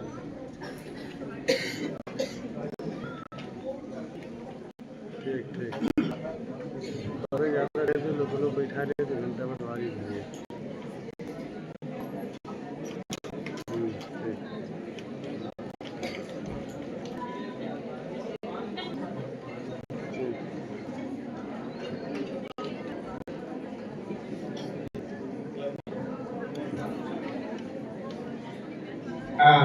So very nice questions. Because in the child, so one genotype comes from the father, one genotype comes from the mother.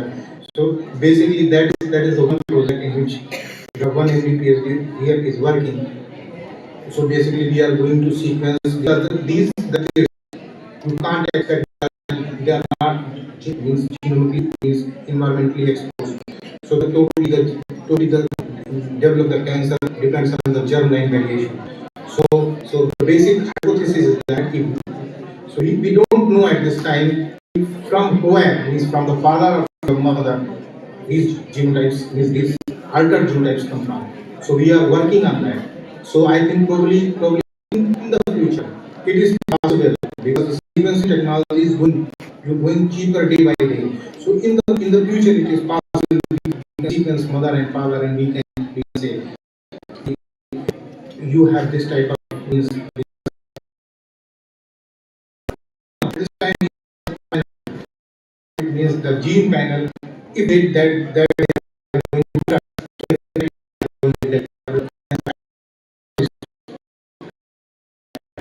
so I when we are going to have such type of information, because only 160 cases per year in the United States, and we means currently I have means we have means all have 1,600 something like 700 something like the database. So we are working on that. So in the future, near future, definitely it's possible we can say that means from sequencing from the mother and father, we can say that it means these genotype potentially develop the disease in the children. It is possible.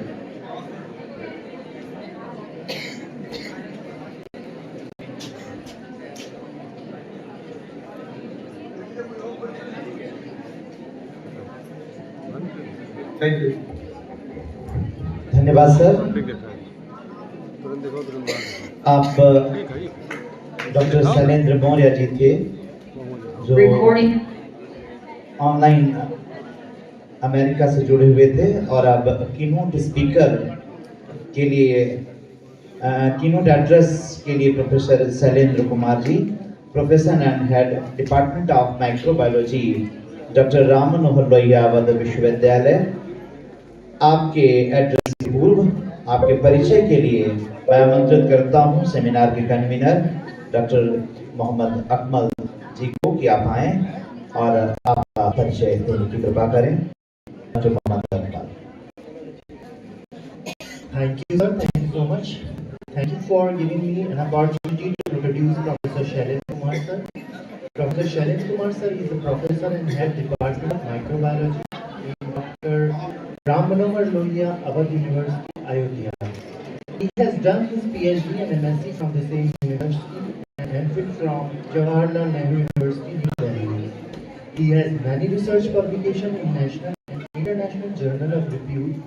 He is awarded by Indian National Science Academy to carry out research at Jawaharlal Nehru University on molecular mechanism of antibacterial properties of silver nanoparticles in 2019 and Young Scientist Award by ICFA 2018 the International Conference on Food and Agriculture.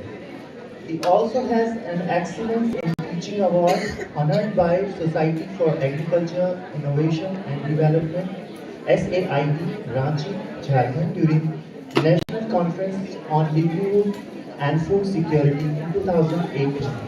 His current research areas are biosynthesis, characterization and application of nanoparticles, characterization of blue light sensing bacterial protein, characterization of multi-drug resistance in pathogenic bacteria, and microbiological treatment of wastewater.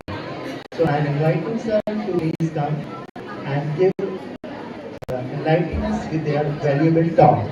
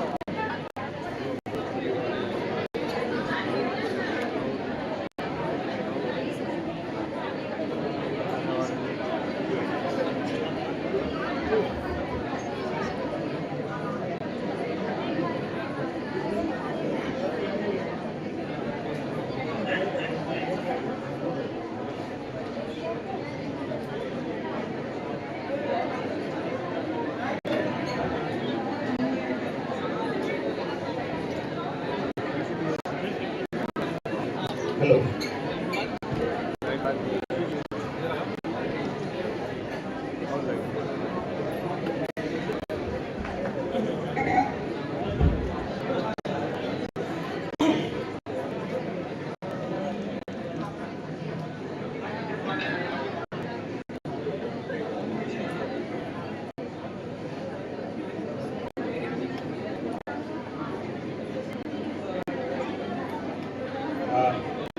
Good afternoon, everyone.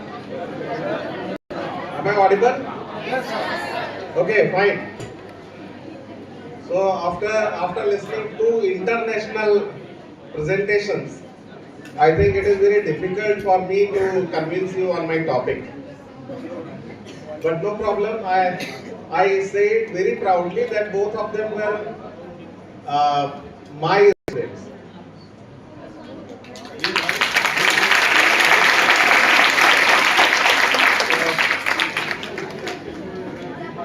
Yes, this is. So Vivek Singh and Shailen Shankar Maurya. VP Singh was there for the transition period. When I joined the department, that time he was about to complete his masters. While Shailen, he was my full student. I taught him for all the 2 years. So I think it will be easy for me.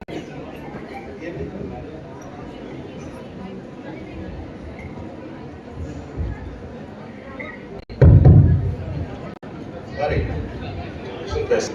नहीं ये ठीक है, वहां से थोड़ा control कर लीजिएगा, बहुत हाई वॉल्यूम थोड़ा सा डिस्टर्ब करेगा. Okay, so respected dignitaries sitting here in the hall on this conference, international conference on the emerging trends in microbiology.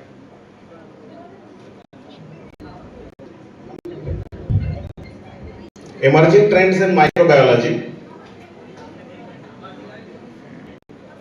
First of all, I congratulate Dr. Rajiv to organize this event at a very short stretch of the notification. I think he took merely not more than a day to decide that he can host the conference and can conduct this. So I congratulate personally Dr. Sir to organize this very good conference, and that to international conference in the college, MLK PG college. I will introduce myself. अभी मेरा बहुत सारा introduction दिया sir ने, but Balrampur से मैं बहुत जुड़ा हुआ हूँ. My father was shifted to Balrampur as a government officer in 1987. So I came to Balrampur with him, studied in Saraswati Vidya Mandir for 2 years. 7th and 8th I studied there.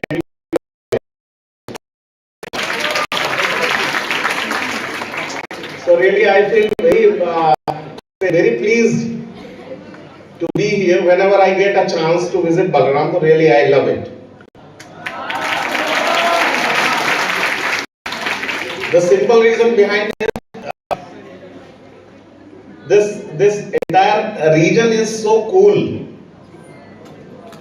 There is no hurry for anything. While if you as you move towards the west, you find the life is going to be a competition. For everything you have a competition, but here I think it is cool, relatively better. So the topic on which I'll be talking with you is the microbiology for sustainable development. So first of all, I will just try to tell you what does mean the sustainable, right? So suppose that if the room is closed and there is no ventilation and we feel suffocated, we don't feel easy to survive here, means it is a kind of unsustainability. And if we feel easy to live, that is sustainability.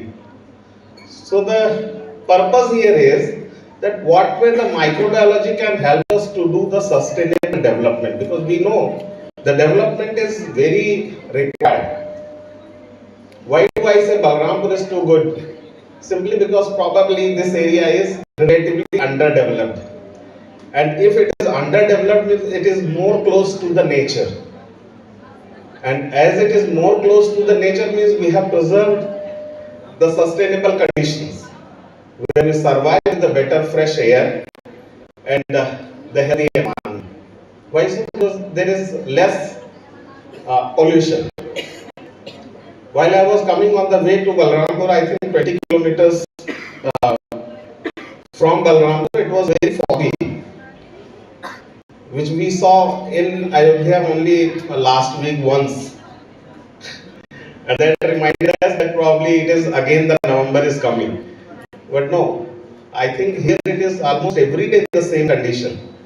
So if it is fog means the humidity is there. Humidity is because of the vegetation. And that helps us to keep the environment clean. तो ऐसी जगह में अगर हम लोग रह रहे हैं तो that is good. डेवलपमेंट करना है, सड़क बनाएंगे तो डिफॉरेस्टेशन होगा, पेड़ कटेगा तो शायद ये धीरे धीरे डाउन हो जाएगा and we will face several problems की कोई कमी नहीं है, बहुत सारी प्रॉब्लम्स है. We are proud to say that we are one of the leading country for the population. By year 2030, we will be the number one, having the youngest population in the world. तो हमसे बहुत बड़े बड़े देश हैं जिनके पास बहुत सारी जगह है, एग्रीकल्चरल लैंड भी है, बहुत सारे कंट्रीज ऐसे भी हैं जिनके यहाँ प्रोड्यूस होता है, कोई कंज्यूम करने वाला नहीं है. But we the India really we have the shortage of the food supply as well. It is not that sufficiently available. If we go to, then what we see, the basic requirements for our development, for survival, roti, kapda और मकान, है ना? So that is the basic requirement.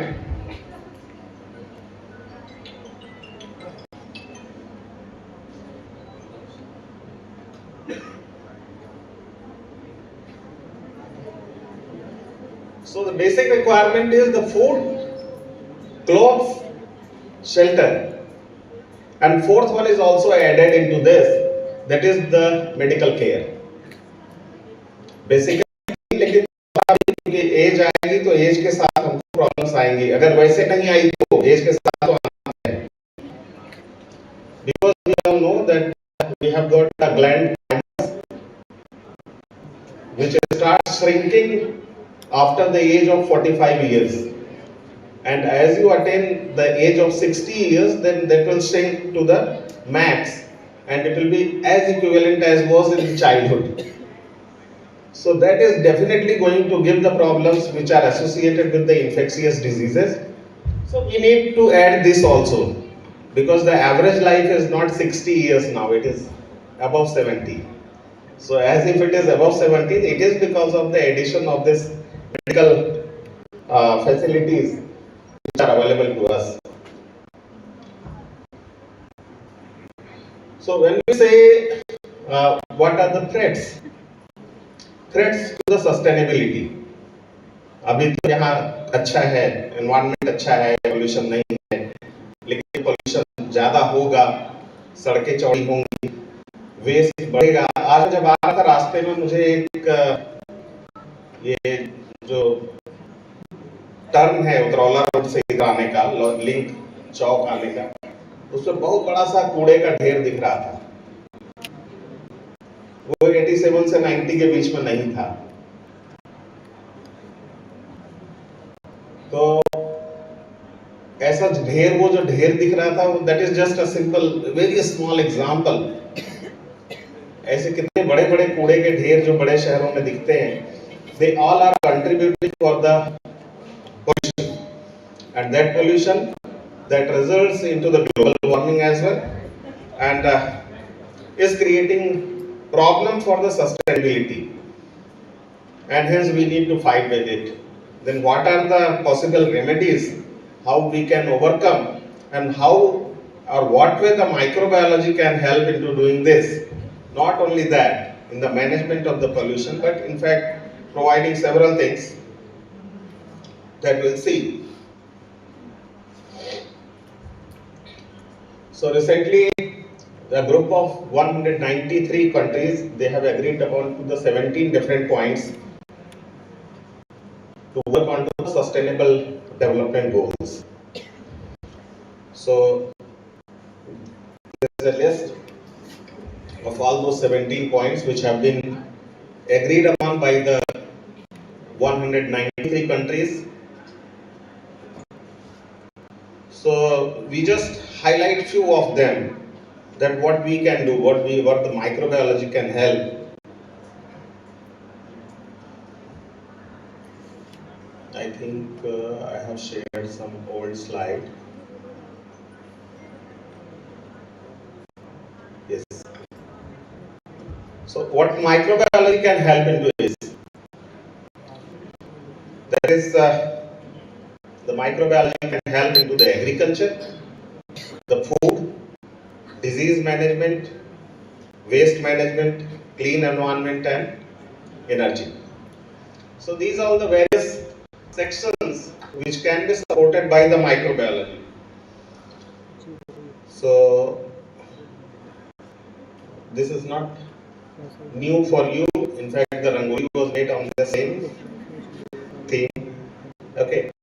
So you see this image, which looks like an image of some hill, mountains and all, which is exactly the image of a fossilized microorganism which has been found to be recorded 3.5 billion years ago. 3.5 billion years ago. That's too old. Probably we can say the human were existing and the civilizations were there or not. That is a question at that time.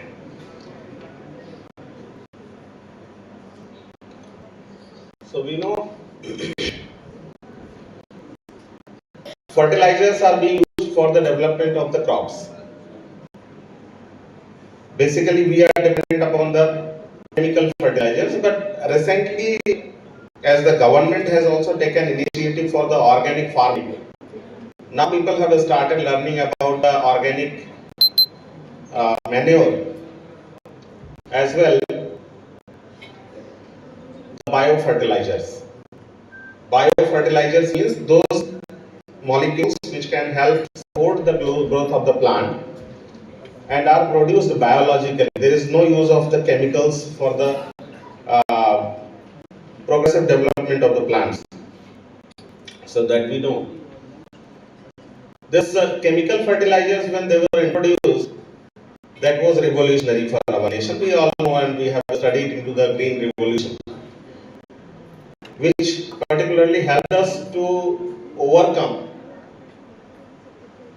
the hunger.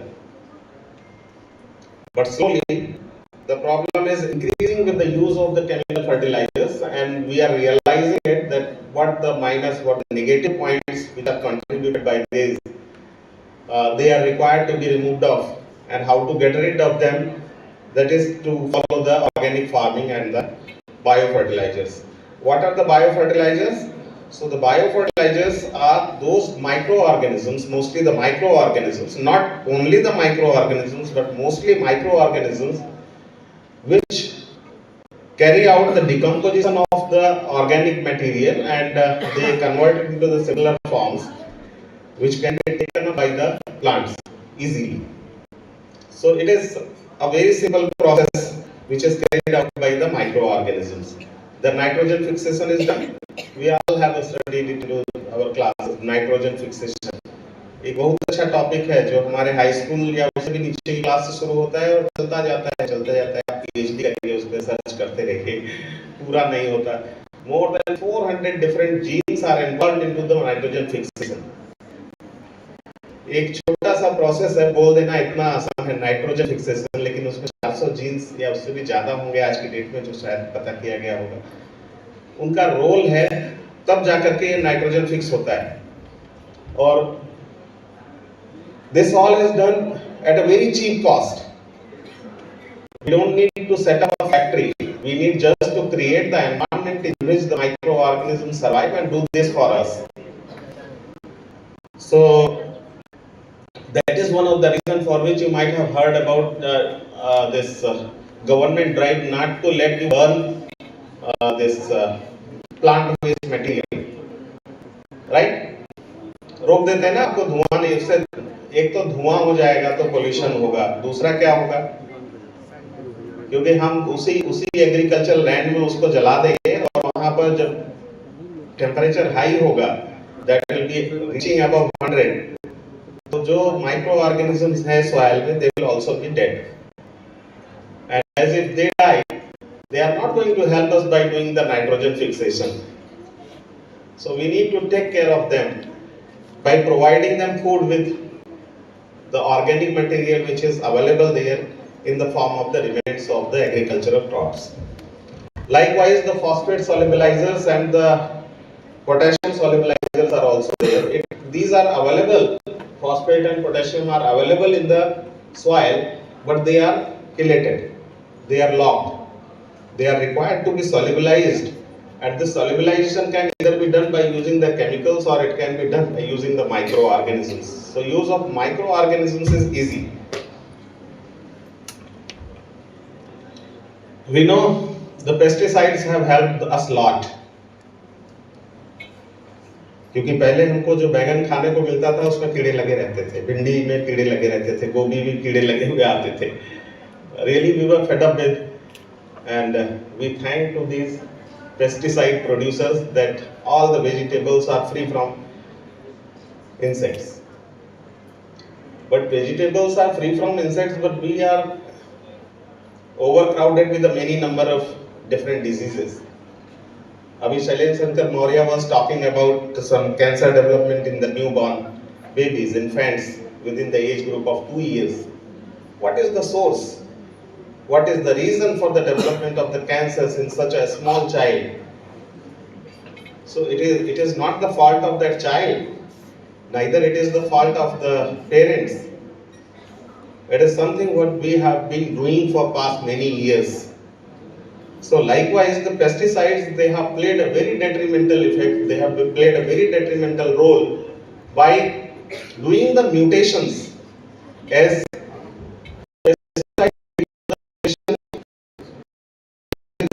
gene, and that damaged gene will not be able to produce the gene product efficiently, and if the gene product is not efficiently produced, that is definitely going to affect the cells negatively, and the cell cycle control will be affected. That will lead to the development of cancer. As we all know, what is cancer? Cancer is simply a process when the cell develops unregulated way.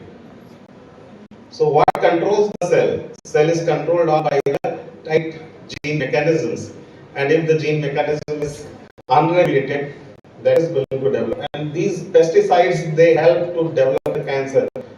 We have the alternatives through the microbiology. The biopesticides are available. There are a number of different biopesticides. Bacteria are available, viruses are available, likewise fungi are available, which can be used for the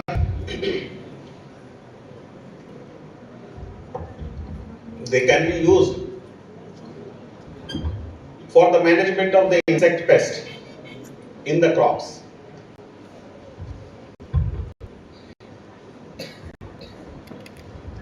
So it's okay. The food grains we can develop with the help of microorganisms. We can avoid the insects by using the biopesticides. But we have the food also.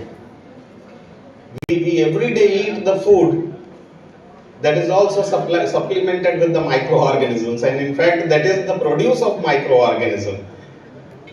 How many of us like dahi? Let me see. How many of you don't like dahi? Okay, so higher the percentage of those who like curd, dahi. It is the microbiology product.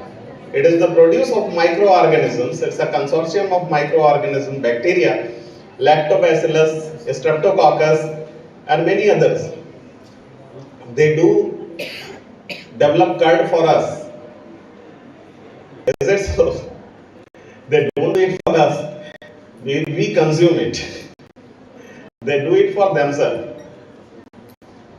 Because they survive into milk, they produce some acids, those acids will clot the milk, and that forms the curd which we really like. So that is why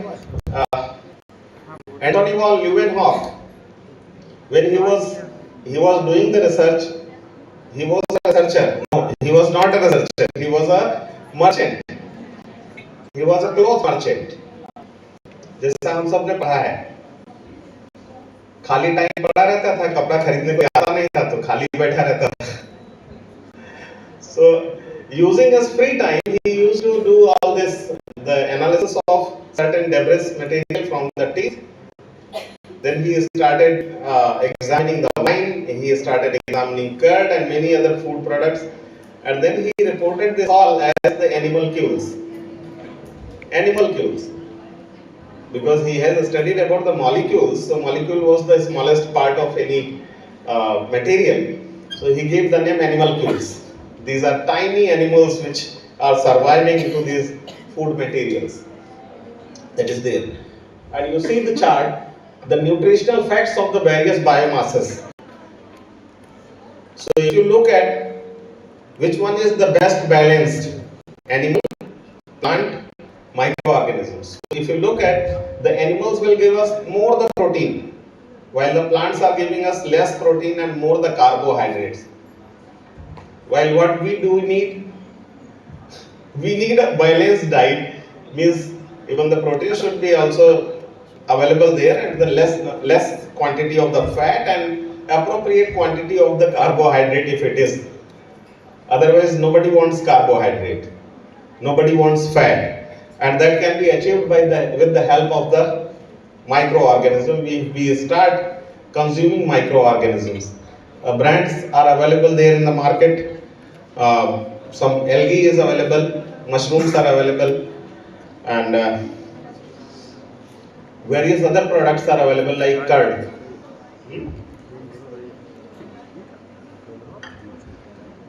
So this is also, but I will not get into this because discussion on the data I think is not very required here. Okay. So this is the microorganisms versus plants.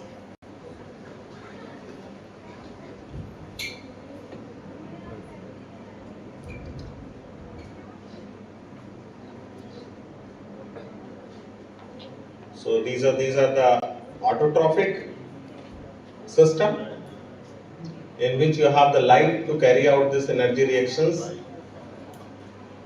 for the conversion of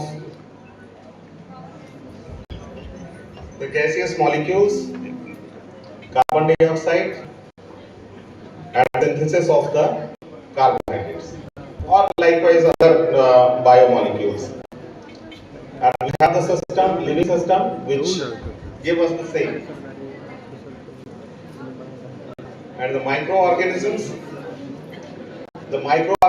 can help us to develop these food products with the help of the consumption of the plant materials and with the involvement of some abiotic material.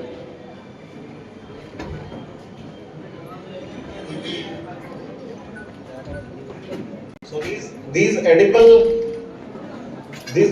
microorganisms which are available to us, they can help us to support various feed system like the animal feed.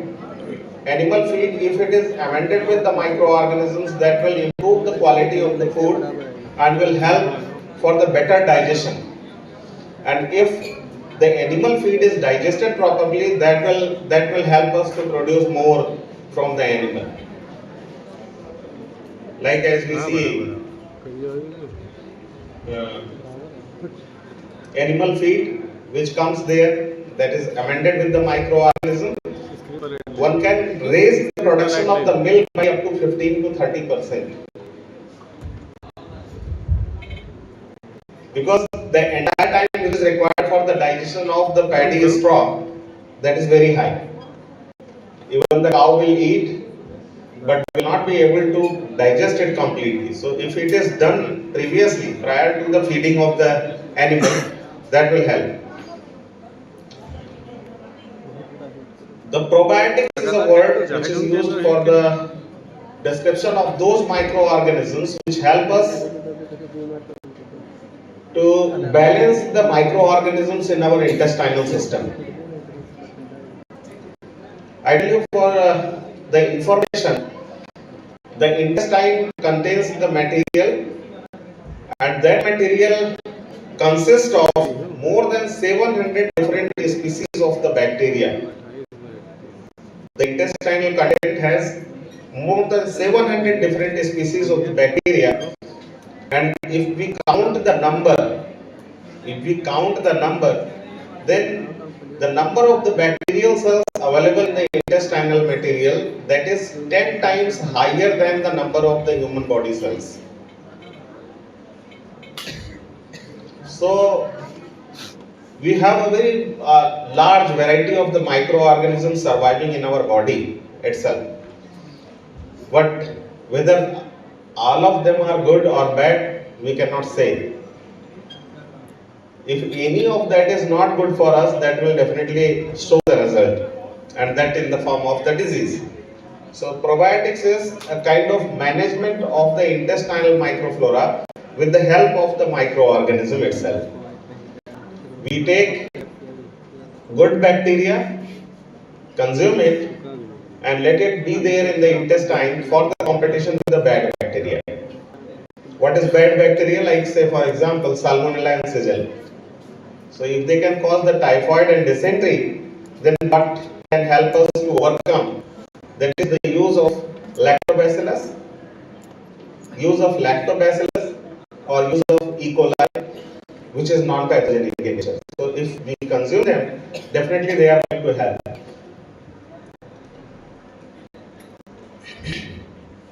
From where do we get lactobacillus? तो दही से मिलेगा. Likewise, और भी हमारे पास बहुत सारे food products हैं which we keep consuming. We eat pickles. अचार खाते हैं हम सभी लोग, बहुत पसंद होता है. So the pickles which are prepared in a traditional way. Traditional way means if it is not amended with lots of acids and preservatives, because the microorganisms will survive there, develop there, and they will produce the acid. And as they produce the acid, that acid will help us to say get the taste of pickles. But if it is added with, then definitely it is not containing the microorganisms. So we must use naturally produced pickles. They will help us to overcome such problems. But in fact, the limitation of the quantity is also very much required. It's not so that something is good then one should consume it too much.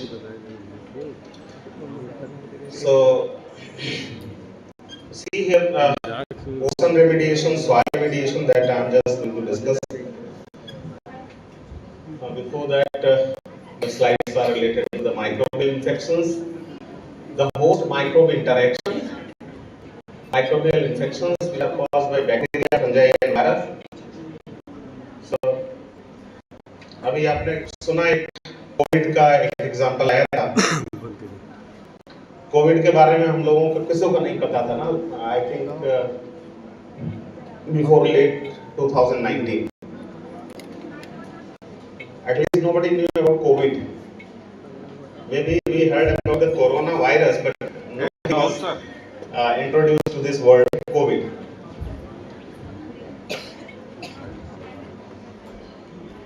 So how do these diseases come up?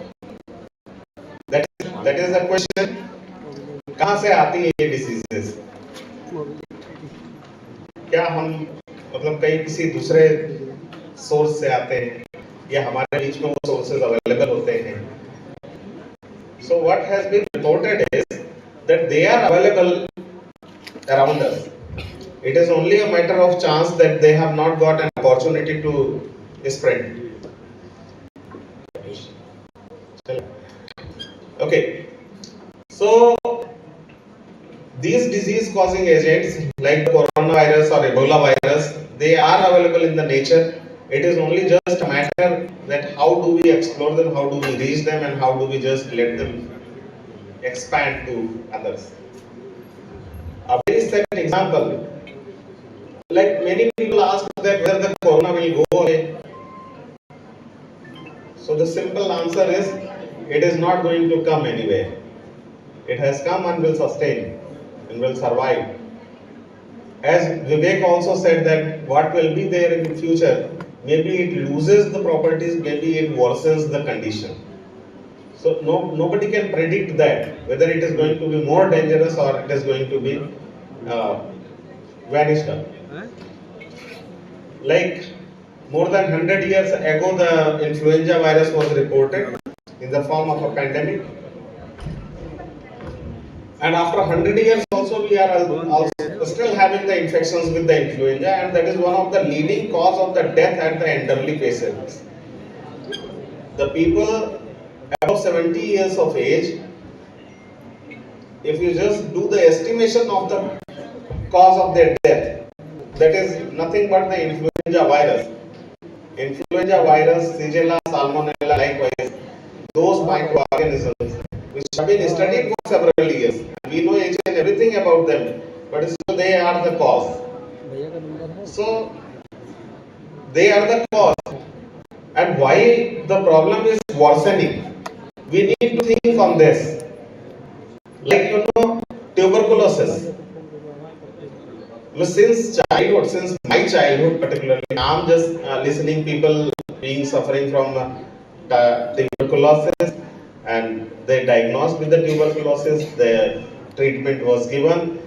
Few people they were get rid of the problem while others could not, and it is one of the leading cause of the death in India, tuberculosis. उसकी जो सबसे बड़ी वजह है वो क्या है? वजह है the development of the drug resistance.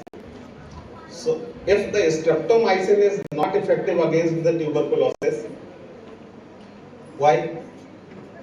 Because the bacteria evolved, and because the bacteria can evolve very quickly. Very quickly. They have got the generation time of some few minutes or few hours. Like if it is tuberculosis bacteria, it has some hours. But it is not like us, the years. So whatever the modifications can happen into their genes, they are very quick. And these quick modifications in the genetic system, they make them to develop the resistance. That resistance will help them overcome the drugs which we are using for treatment. So if the medication is not proper, that is going to affect the patient as the development of the drug resistance will occur. So what is the appropriate uses of the drugs? That is also required to be understood. So one should not take at least the antibiotics on own. Many times we just rush to the medical stores. Before going to the doctor, we ask the medical stores to give us the medicines. They give us, including the antibiotics, which are not appropriate. So if we are not taking appropriate doses, that will help to develop the antibiotic resistance. And that resistance is to say we need to pay a lot, because the simplest organisms, they will also not be cured. Like the example you can understand, almost 60%, more than 60% deaths occur in the ICUs. मतलब ICU में ले जाना ही एक तरह से मर जाने के बराबर है. ICU में गया है तो वापस आएगा कि नहीं आएगा, उसकी प्रोबेबिलिटी ऐसे ही 40% हो जाती है. और उसमें एज जोड़ लीजिए तो फिर वो हो सकता है 5-10% पे भी आ जाती है.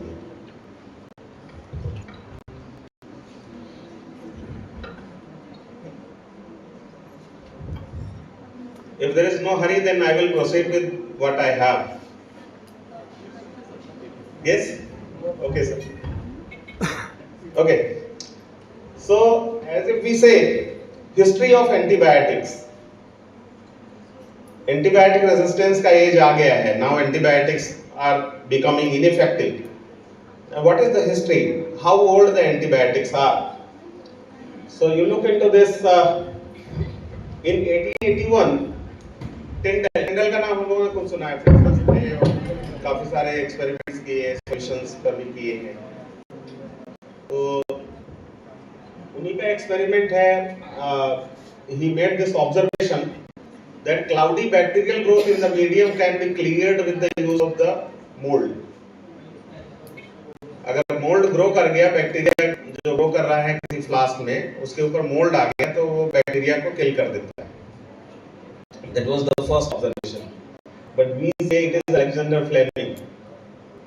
So definitely Alexander Fleming was the one who noticed and reported it to the scientific community properly. But first time it was observed by Tyndall.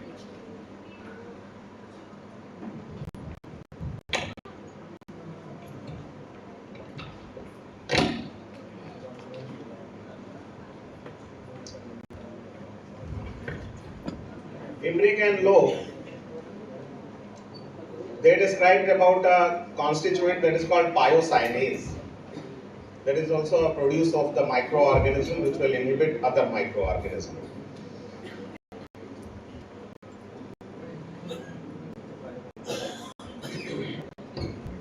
अभी हम लोग प्रोबायोटिक की बात कह रहे थे. प्रोबायोटिक हम लोग जानने लग गए हैं. What is probiotic?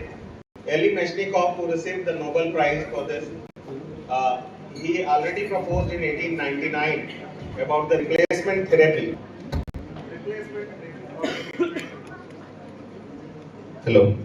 Replacement therapy for the treatment of bacillary dysentery.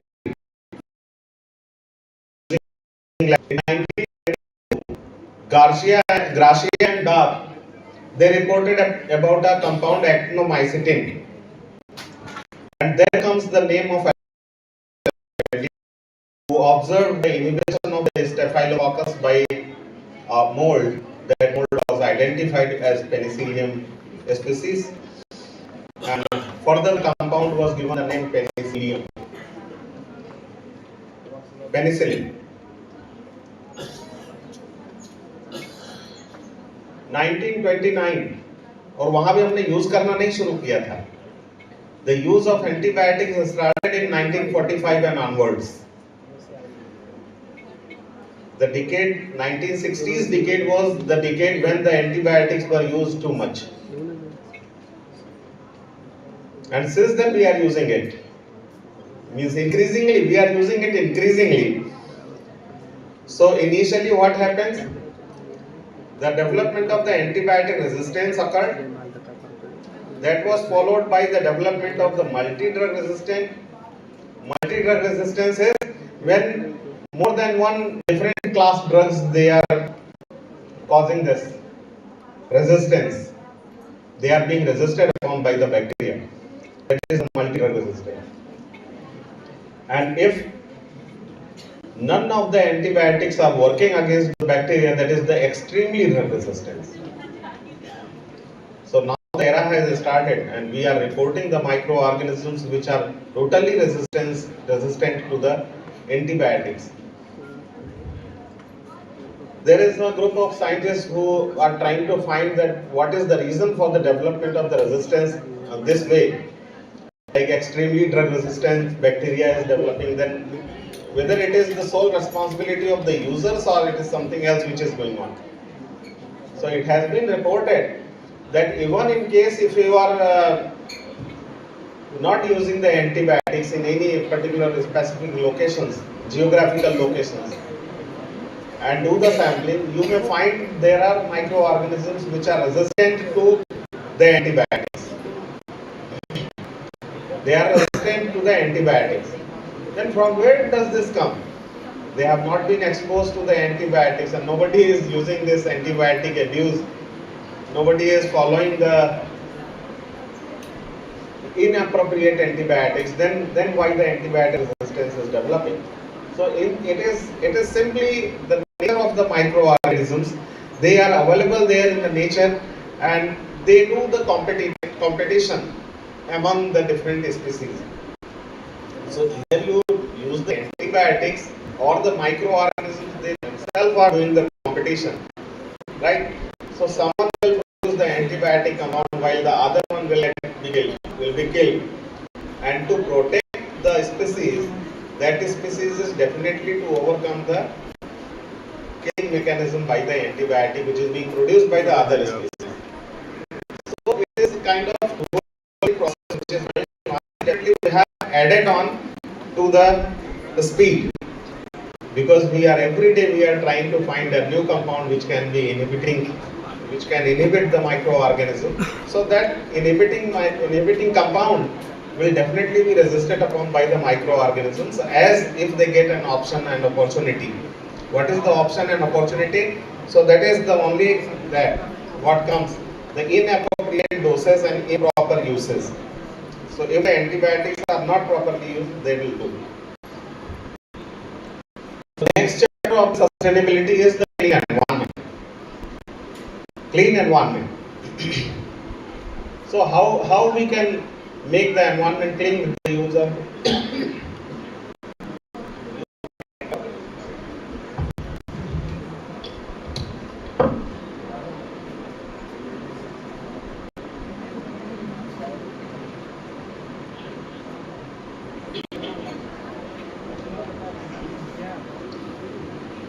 सबसे आसान एक एग्जांपल हमारे पास यहाँ पे है, बलरामपुर में जो चीनी मिल है, चीनी मिल के पास निकलिए तो पता चल जाता है चीनी मिल आ गई। ऐसे ही और भी दूसरे इंडस्ट्रीज हैं जहाँ पोल्यूशन होता है, and these pollutions are because of some decaying material. Pollution is because of the waste which is being discharged by these industries. So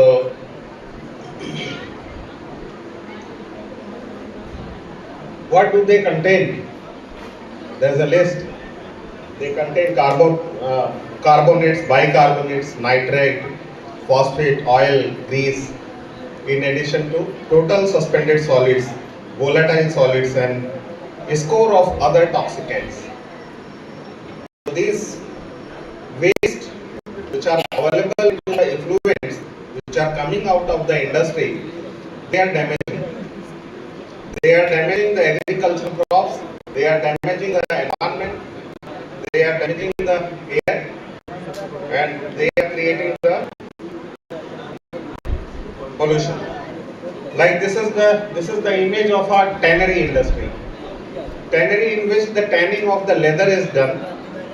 So you see the worker is doing the tanning, and they use chrome salts and the dye stuff residues, fat, liquoring agents, sediments, and other matter, they are all liberated into the water bodies.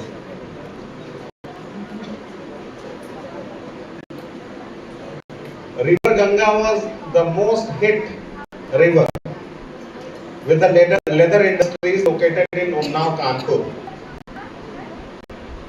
जिसकी वजह से government ने इतना बड़ा project चलाया है। हम लोग देख रहे हैं कई बार प्रोजेक्ट चले हैं, मुझे लगता है कि शायद ही कोई गवर्नमेंट थी जब गंगा के ऊपर प्रोजेक्ट नहीं आया होगा। आप लोग बहुत सीनियर है सर, आप लोग आया और अभी मोदी ने चलाया है। Simply to preserve the quality of the river and how to protect the quality of the river if the river is to carry these outflows from the tannery effluents. But ये सारा कुछ हमारा सस्टेनेबिलिटी से जुड़ा हुआ, development से जुड़ा हुआ है। हमको लेदर भी प्रोड्यूस करना है, हमको सड़कें भी बनानी है, हमको गाड़ियां भी चलानी है, हमको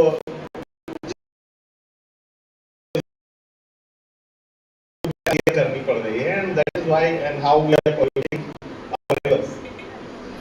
If we see, so all the metro cities are located on the banks of the rivers because the rivers are very easy to cleanse. Whatever you produce as a waste, throw it into the river will take it away along with. But if the river is so important as Ganga, then it will not be accepted. It will not be accepted, and we or the government will also work.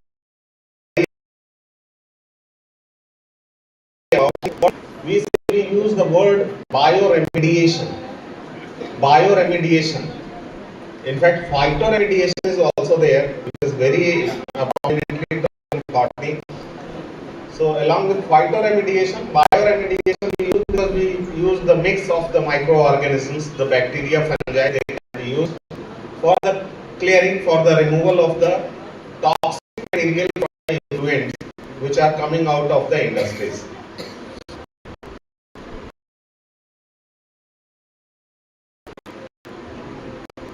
So, one step ahead, rather than using a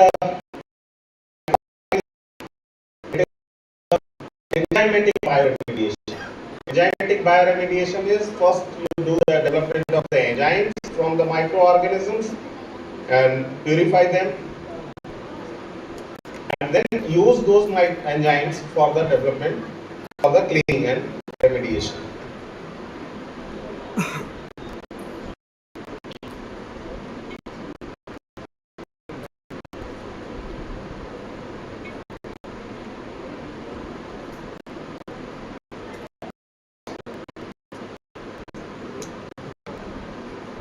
एक अभी हम लोग पिछले decade से सुन रहे हैं nano nano nano, बहुत सारा नैनो रिसर्च हो रहा है. इनफैक्ट मैं भी कर रहा हूँ. We have filed one patent on the development of the bandage which is filled with the nanoparticles, and that helps to heal the wound very quickly.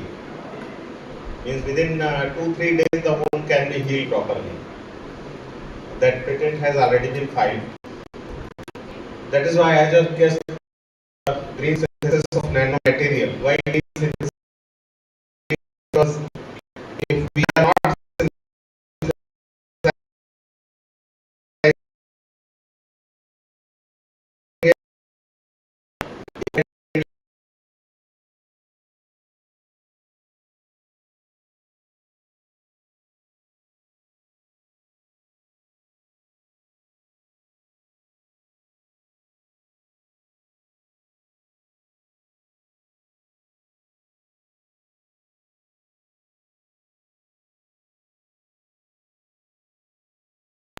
of the nanomaterial. We simply use the salts, chemical salts of the metal which we want to produce the nanoparticle, and then use the extracts of either the bacterial cells or the plant material or the fungi. So bacteria and fungi, they can be used living also. Means we can use the bacteria and fungi in the living culture system and add these salts. The condition, those microorganisms should tolerate the metal. If they are not tolerant to the metal, then definitely they are not going to help us to produce the nanoparticles. So such a few tests are very tests are required. We need to do the analysis whether this bacteria or the fungi is somewhere harmful also. Means suppose that you produce the nanoparticles, and if those nanoparticles are not useful, that will also be waste.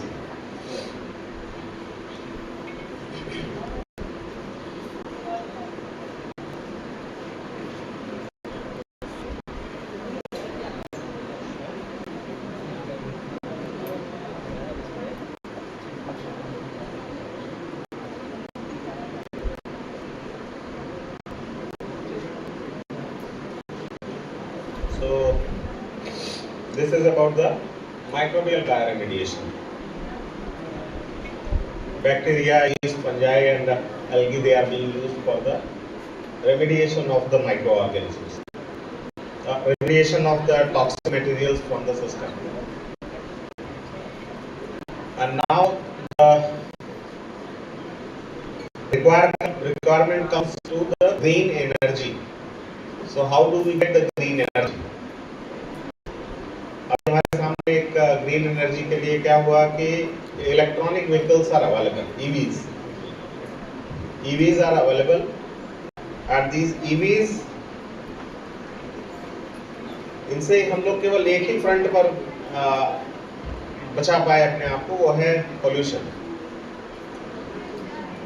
Yes, they are not polluting the air, but they are going to pollute the environment by different other ways. Like the battery waste, when it will be produced, that will be polluting the environment, that will be polluting the earth and water. Likewise, we need to charge. The electric vehicles require charging, and the charging is still based upon the electricity, and this production of the electricity is still is from the non-renewable energy sources, and that is also a kind of source of pollution. Means what we have done, we have just shifted the pollution from our living area to a site where the electricity is being produced. So where the microbiology can help, the microorganisms, they have got some electric charges also on them, and they have the capacity to produce the electrical current. If you put them into some organic material, then they will behave like the electric discharge organism, and they interact with the electrodes also. As you see in this image, anode and cathode is there, and certain bacteria are there which are sticking to the anode and cathode. Means they are electrically active, and they can produce the electricity. That is why some sites are, say, jumbled.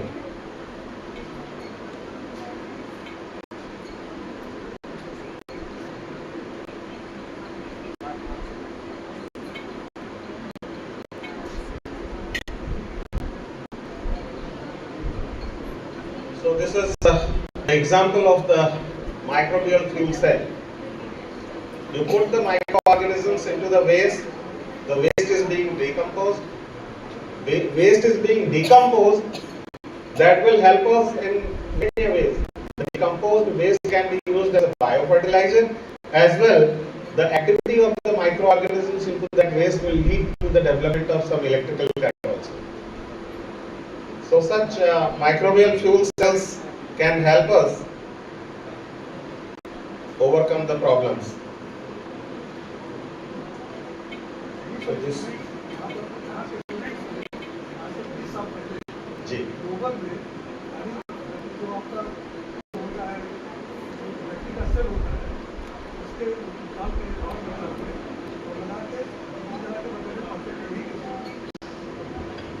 Sir, everything is available around us. It is only requirement innovative thinking. Innovative thinking is required. Like we have seen the failures of many scientific projects in past. Why did they fail? There was not a lot. Very silly mistakes you will find if you just try to see what made them fail. Then you will notice that nothing was there to make them fail. It was only say जैसे होता है ना कि नहीं थोड़ा सा प्रयास किया फिर लगा कि नहीं छोड़ो कौन इसमें समय अपना लगाएगा. Otherwise we have done great.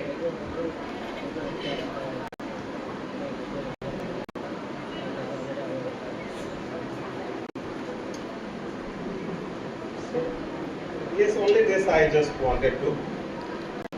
Greenhouse gas emission. So major contribution is of the carbon dioxide.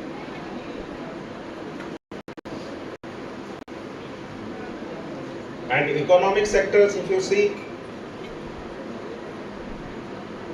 electricity and heat production, that is contributing 25%. Electricity and heat production, that is also required for our survival, and that is contributing 25% to the total greenhouse gases. And then there is the industries, and that is followed by the agriculture. So definitely we cannot relieve this agriculture, but we can curtail down the electrical requirements and the industrial requirements.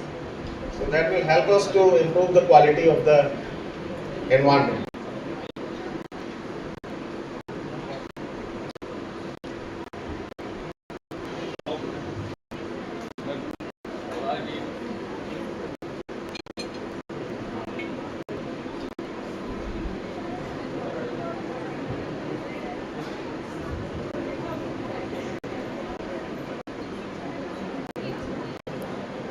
So let us just think on the scope. How much scope do we have? You look at the coal is being used for the 29% of the energy. Petroleum is 32.8%. Natural gases are 23.4%, while rest others are. And of that, where is the microbiology? It is just 0.57%. While there is a very good scope, you can have the very small bioreactors in which the microorganisms are growing and surviving and are working for us by production of the electricity, as well as some waste. That waste can be used into the agriculture sector. So it is only a matter of exploration. That graph may be changed in the coming future. Yeah.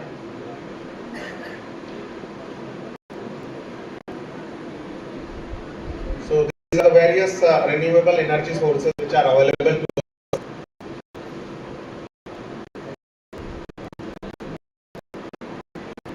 Renewable energy. Bioethanol is already in the use. We are using bioethanol. Hydrogen powered cars, they are expected to be launched soon. From where do we get the hydrogen? That again will be a question. So for the solution we have the microorganisms. We all know. We the botanists sitting here as well the microbiology students, they all know. The hydrogen is a produce of the microbial as well as the plant activities. And others, तो आप जाने दीजिए, wood and wood waste, municipal solid waste, landfill gas and biogas. Definitely landfill gas and biogas can also be used. वो नाले में pipe डाल के बनाने वाला जो concept है, वो वही है. Exactly, the concept is that. अब उसका presentation कैसे काम है वो अलग. Otherwise, यहाँ से आएगा. Microorganisms कहाँ है? हम लोग माइक्रोबायोलॉजी में कहते हैं is the science of dirty materials, क्योंकि जहाँ जहाँ गंदा होगा वहाँ माइक्रोऑर्गेनिजम्स होंगे, साफ जगह पे माइक्रोब्स नहीं होते. सैनिटाइज कर देंगे तो कहाँ रहेगा? So it starts with the dirty objects. So these are the various sources which can be used for the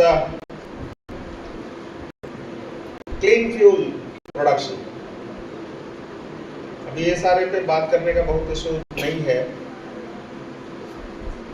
This already we have. So the application of microbial fuel cells, they can be used for the bioelectricity, biosensors, biofuel applications like gases. That will lead to accumulated hydrogen which can be stored and used for later use. तो hydrogen produce करेंगे, इसको accumulate करके कहीं pack करके रख भी सकते हैं और फर्दर यूज कर सकते हैं.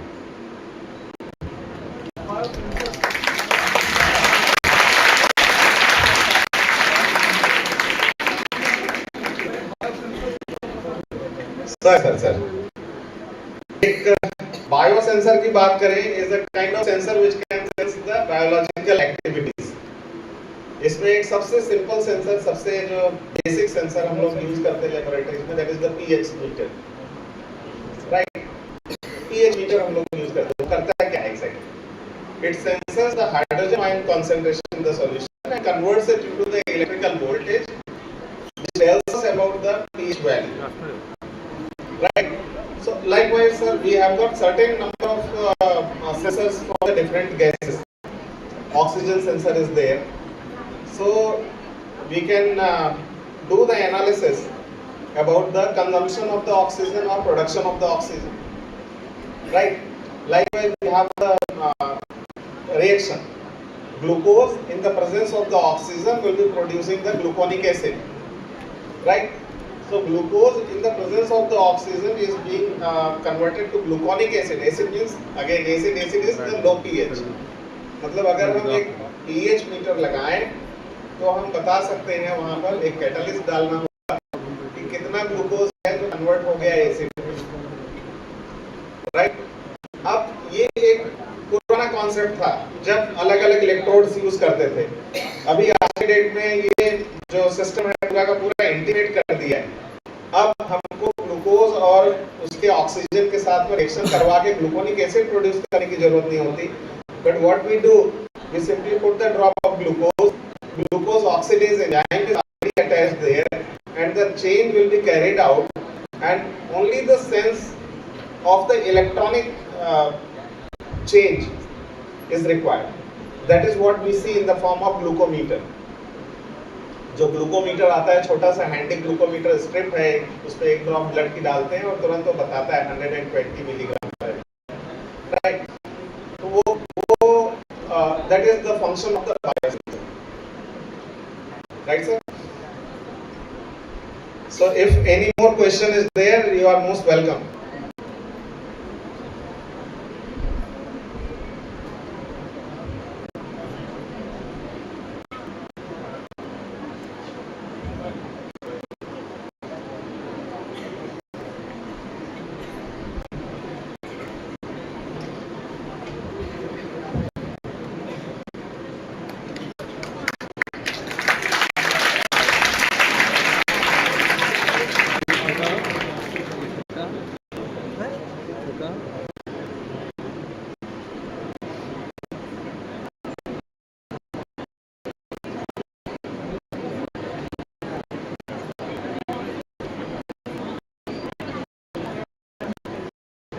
Okay, thank you everybody for listening patiently.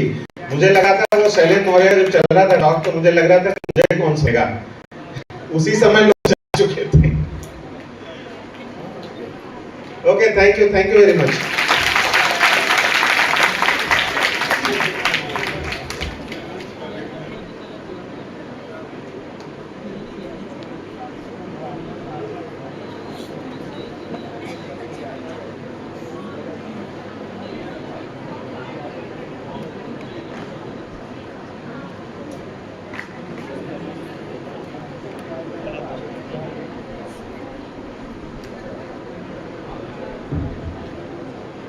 धन्यवाद सर। आपके उद्बोधन के पश्चात अब मैं आमंत्रित करता हूं आयोजन सचिव एवं विभागाध्यक्ष वनस्पति विज्ञान विभाग डॉक्टर राजीव रंजन जी को कि आप आए और आप सभी सम्मानित अतिथियों के प्रति आभार व्यक्त करने की कृपा करें।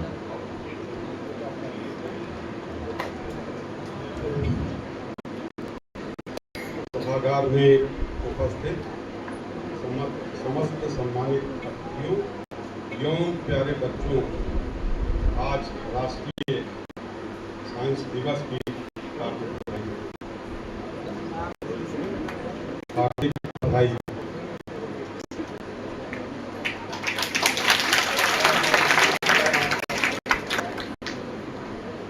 अचरावती नदी के पावन तट पर स्थित बलरामपुर के नगर के प्रतिष्ठित महाविद्यालय के पीजी कॉलेज बलरामपुर के सभागार में आयोजित इमर्जिंग ट्रेंड्स इन माइक्रोबायोलॉजी पर 2 दिवसीय अंतर्राष्ट्रीय सम्मेलन में उद्घाटन सत्र के अध्यक्ष doctor P Singh ji, director research एवं डेवलपमेंट यूएसए, सत्र के विषय पर प्रवर्तन और बीज भाषण professor Shailendra Kumar ji, head department of microbiology doctor Ram Manohar Lohia, Awadh विश्वविद्यालय फैजाबाद।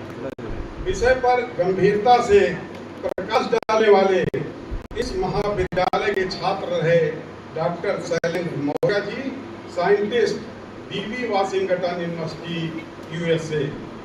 अंतर्राष्ट्रीय सम्मेलन के कोऑर्डिनेटर प्रोफेसर अमृतेश चंद्र शुक्ला जी, जो इस महाविद्यालय के छात्र भी रहे हैं और संप्रति लखनऊ विश्वविद्यालय वनस्पति विज्ञान विभाग के प्रोफेसर के साथ साथ माइक्रोबायोलॉजिस्ट सोसाइटी इंडिया के अध्यक्ष भी। ये महत्वपूर्ण सम्मेलन जिनके निर्देशन में संपन्न हो पा रहा है, ऐसे महाविद्यालय के यशस्वी एवं ऊर्जावान प्राचार्य प्रोफेसर जेबी पांडे सर, महाविद्यालय के प्रत्येक गतिविधि का सूक्ष्म निरीक्षण करते हुए हमें सर्वदा प्रोत्साहित करने वाले महाविद्यालय के प्रबंध समिति के सचिव retired lieutenant colonel R K Mohanta sir, Saint Andrew's college Gorakhpur के वनस्पति विज्ञान विभाग के प्रोफेसर नीरज श्रीवास्तव जी, हमारे महाविद्यालय के समस्त अवकाश प्राप्त गुरुजन एवं मार्गदर्शक प्रोफेसर एन.के. सिंह सर, भूतपूर्व प्राचार्य एवं dean faculty of science doctor Shailendra Vikram Singh sir, पूर्व विभागाध्यक्ष डॉक्टर जे.पी. तिवारी सर, पूर्व विभागाध्यक्ष doctor B K. Shukla sir, doctor G P. Srivastava sir, Lal Bahadur Shastri PG college Gonda के प्राचार्य professor R K. Pandey sir, Gayatri Vidyapeeth Rishiya के प्राचार्य professor D D. Tiwari sir, LBS PG college के विभागाध्यक्ष professor Shravan Kumar Srivastava ji, Krishna Mohan Tiwari ji, Dinkar Yadav ji, Shivharsh Kisan PG college के वनस्पति विज्ञान विभाग के विभागाध्यक्ष professor Gopal ji Kushwaha ji, doctor Shivendra Mohan ji, HR PG college के वनस्पति विज्ञान विभाग के विभागाध्यक्ष डॉक्टर चंद्रभान जी, किसान पीजी कॉलेज बहराइच के विभागाध्यक्ष doctor GK. Shukla ji, doctor Anand Srivastava ji अभी कुछ जरूरी कार्य से चले गए हैं। साकेत महाविद्यालय के वनस्पति विज्ञान के विभागाध्यक्ष professor FD. Yadav ji, शिवपत PG college से आए जंतु विज्ञान विभाग के असिस्टेंट प्रोफेसर धर्मेंद्र सिंह जी, महाविद्यालय के पूर्व कुलानुशासक एवं संस्कृत विभाग के विभागाध्यक्ष, आज भी हम लोगों के मार्गदर्शक डॉक्टर माधवराव द्विवेदी सर, झुनझुनवाला महाविद्यालय के वनस्पति विज्ञान विभाग की विभागाध्यक्ष डॉक्टर विभा तिवारी जी, महाविद्यालय के पूर्व प्राचार्य एवं रसायन शास्त्र विभाग के विभागाध्यक्ष प्रोफेसर आर के सिंह जी, भौतिक विज्ञान विभाग के विभागाध्यक्ष एवं पूर्व स्वागता अध्यक्ष प्रोफेसर ए.के. द्विवेदी जी, महाविद्यालय के मुख्य कुलानुशासक professor P K. Singh ji, online जुड़े डॉक्टर अविनाश सिंह जी एवं डॉक्टर अमृता रंजन जी, ये कल साउथ अफ्रीका से ऑनलाइन जुड़ेंगे। आज अत्यंत श्रद्धा भरी हृदय से सत्र की अध्यक्षता स्वीकार कर हमसे ऑनलाइन जुड़ने वाले डॉक्टर बीपी सिंह का हार्दिक अभिनंदन एवं वंदन करता हूँ। इसी कड़ी में सम्मेलन के विषय पर गर्व भाषण करने वाले प्रोफेसर शैलेंद्र कुमार जी का मैं विशेष रूप से आभारी हूँ, जिन्होंने विषय पर प्रवर्तन कर सम्मेलन को दिशा प्रदान किया। हम उनके प्रति कृतज्ञ भाव से उनका अभिनंदन एवं वंदन करता हूँ। ये सम्मेलन जिनके निर्देशन के बिना संभव ही नहीं हो सकता, ऐसे अपने प्राचार्य प्रोफेसर जे.पी. पांडे सर को प्रणत निवेदित करता हूँ। महाविद्यालय के प्रत्येक गतिविधि पर अपनी सक्रिय भूमिका का निर्वहन करने वाले महाविद्यालय के प्रबंध समिति के सचिव retired lieutenant colonel R K Mohanta sir का मैं हृदय से आभारी हूँ। इस सम्मेलन में अपने व्याख्यान से हम सबको लाभान्वित करने वाले डॉक्टर शैलेंद्र मौर्य का भी हार्दिक अभिनंदन करता हूँ।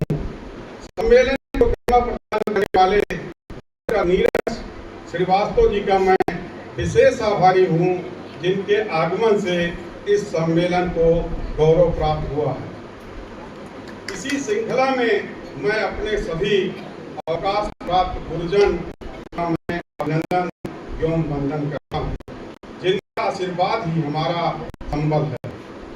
इसी श्रृंखला में प्रोफेसर डी.डी. तिवारी का भी अभिनंदन करता हूं, जिनकी उपस्थिति से मैं गौरवान्वित हो रहा हूं। इस सम्मेलन में भाग लेने वाले सभी अनुसंधाता छात्रों, विशेष रूप से पोस्टर प्रतियोगिता में भाग करने वाले प्रतिभागियों का हम स्वागत करते हैं।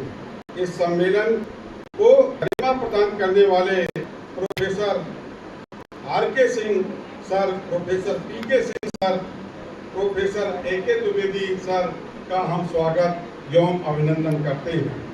इसी श्रृंखला में हम मीडिया से पधारे हुए पत्रकार बंधु, विशेष रूप से अखिलेश्वर तिवारी, भानु तिवारी, राम कुमार मिश्रा, वैभव, अजय श्रीवास्तव, श्लोक मिश्रा, अनुरुद्ध तिवारी को के भी आभारी हैं और उनका अभिनंदन करते हैं।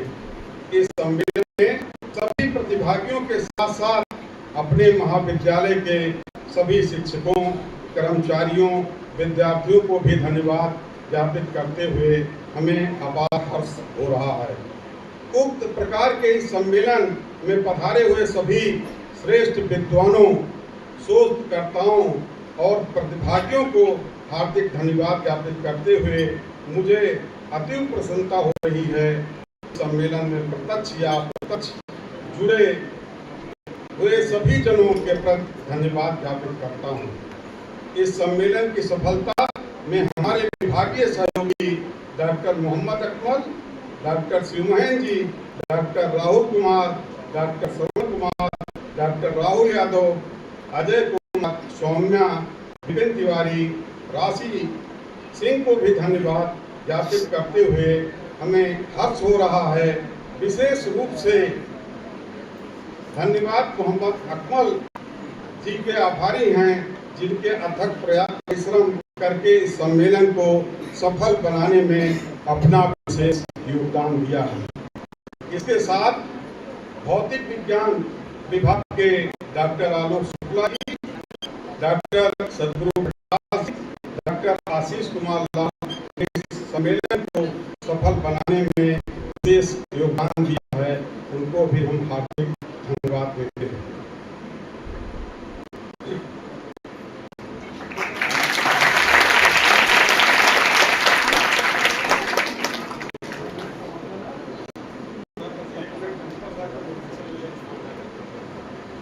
एक साथ 3 कार्यक्रम चल रहे हैं कॉलेज में। ये भी चल रहा है एनएसएस का समापन डे है सर, वहाँ भी लोग हैं, इसीलिए सब लोग चले गए।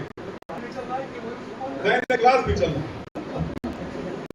क्लास में जूलॉजी बॉटनी छोड़ के बाकी क्लास से चल रहे हैं।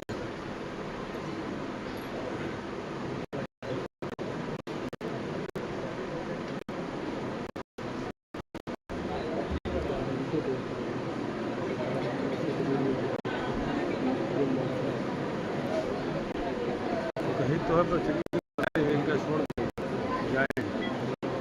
चलो बिल्कुल हम बहुत ना अबे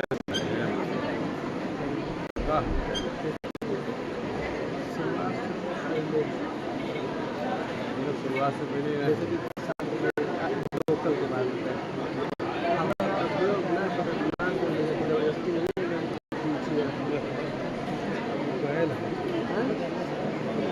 चलो कहीं से लिया इनका लिखा करो, जिम्बल नहीं तो ऐसा नहीं तो चलाएंगे बढ़िया सेटिंग पे जाना। 7 बजे के बाद काम 7 बजे के बाद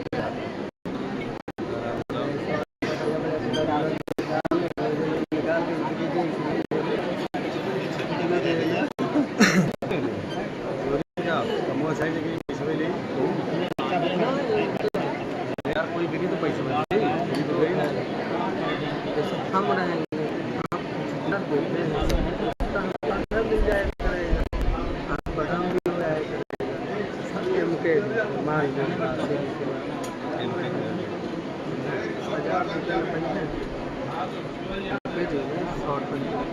अरे सर आइए इसको रखवा लें। आपका संपर्क आपका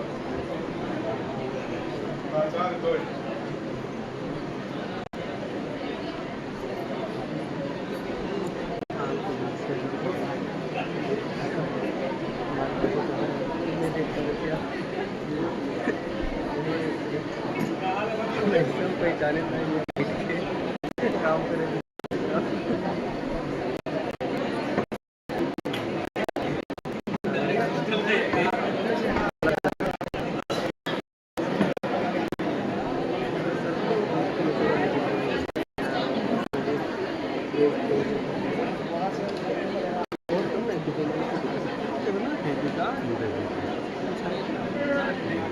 नहीं हो तो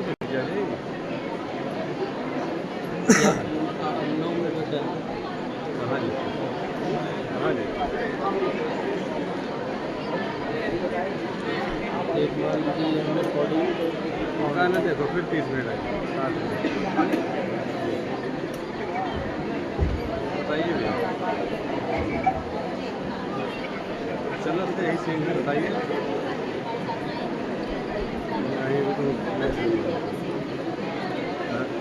धीरे धीरे कम होता है कम होता है कल भी है MLK PG कॉलेज के सभागार में वनस्पति विज्ञान विभाग एवं माइक्रोबायोलॉजिस्ट सोसाइटी इंडिया के संयुक्त तत्वाधान में आयोजित इस 2 दिवसीय अंतर्राष्ट्रीय सम्मेलन के उद्घाटन सत्र में आयोजन सचिव डॉक्टर राजीव रंजन जी द्वारा औपचारिक धन्यवाद के पश्चात हम अपने महाविद्यालय के उन 2 विभूतियों का भी सम्मान करेंगे जिन्होंने अपने प्रयास और परिश्रम से महाविद्यालय के वनस्पति विज्ञान विभाग को पुष्पित और पल्लवित किया। आज वो अन्य महाविद्यालयों में प्राचार्य पद को सुशोभित कर रहे हैं। इसी बीच सेमिनार के अध्यक्ष एवं महाविद्यालय के प्राचार्य प्रोफेसर जेपी पांडे जी का आगमन मंच पर हो रहा है और तत्पश्चात हम अपने उन विभूतियों का सम्मान, साथ ही वर्ष भर जिन्होंने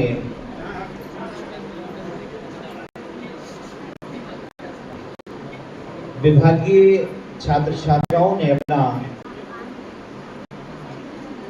उत्कृष्ट योगदान दिया है, ऐसे छात्र छात्राओं का भी सम्मान किया जाएगा। इसी कड़ी में मैं सबसे पहले आमंत्रित करता हूं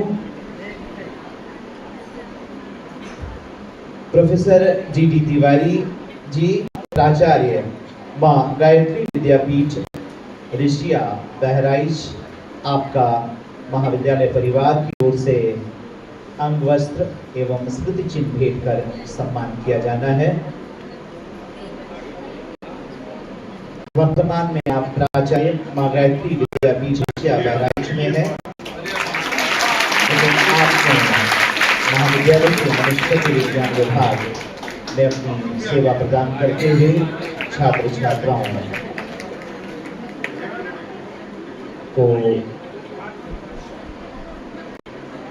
लाभान्वित किया है, अपने ज्ञान से उनको पुष्पित किया है।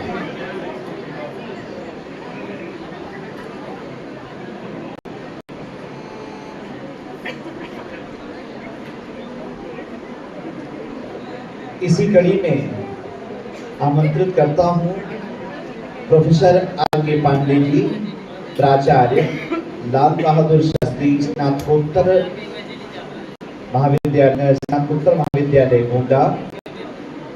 वर्तमान में आप वहां के प्राचार्य हैं, लेकिन उससे पूर्व इसी महाविद्यालय के वनस्पति विज्ञान विभाग में आपने अपनी सेवा देते हुए न सिर्फ विभाग बल्कि महाविद्यालय के विभिन्न कार्यक्रमों में अपनी उत्कृष्टता प्रदान करते हुए अपने ज्ञान से छात्र छात्राओं को शिक्षित किया है। प्रोफेसर RK पांडे जी, स्वागत एवं सम्मान की इसी कड़ी में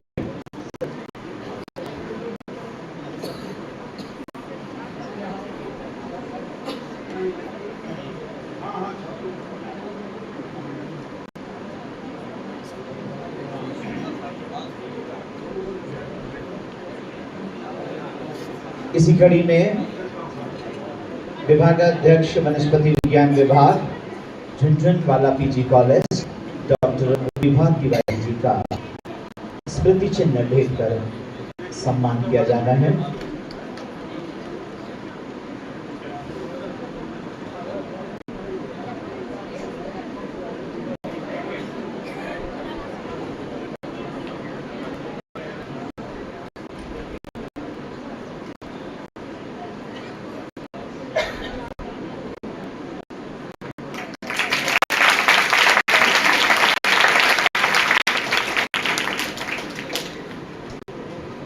इसके पश्चात वर्ष भर विभाग में उत्कृष्ट कार्य करने वाले विभागीय स्टूडेंट जिन्हें बेस्ट स्टूडेंट अवार्ड,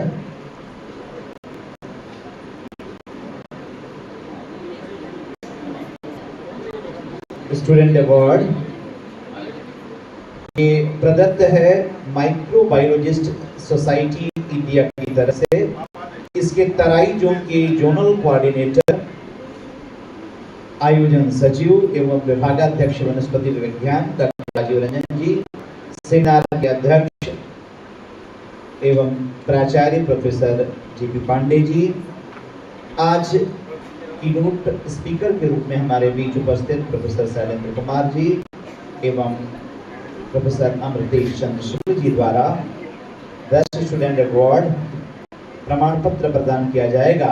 इस कड़ी में नैन्सी द्विवेदी,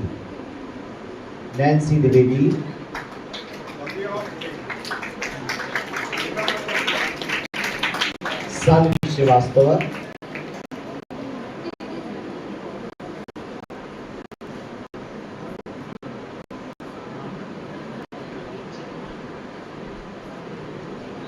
नैन्सी द्विवेदी, शालिनी श्रीवास्तव, अनुकृति उपाध्याय,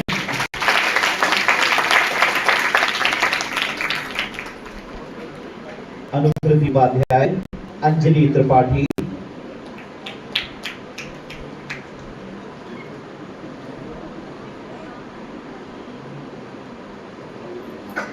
मानसी शुक्ला,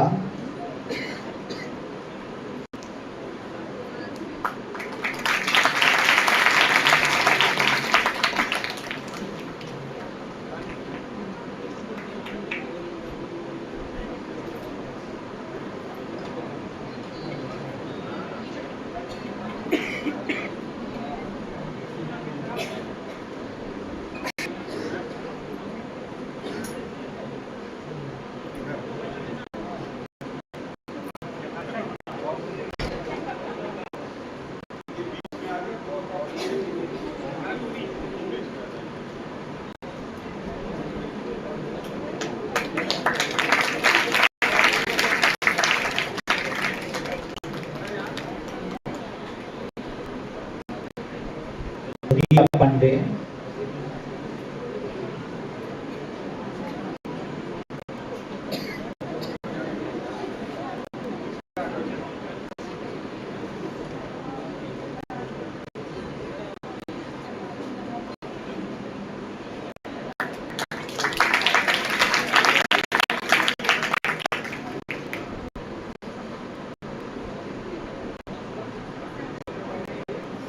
रिया पांडे,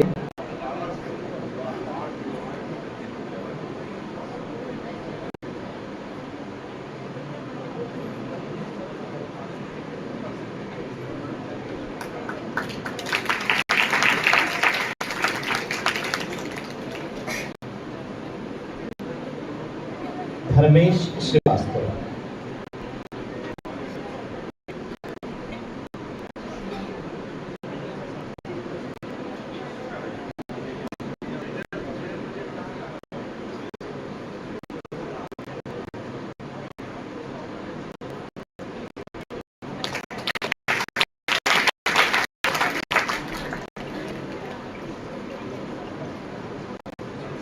इसी में डॉक्टर राममोहन वैयावत विश्वविद्यालय के छात्र छात्राओं में जिन्हें बेस्ट स्टूडेंट अवार्ड दिया जा रहा है, गरिमा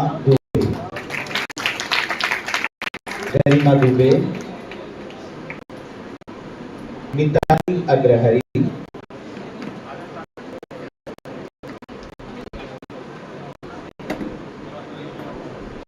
अदिति पांडे,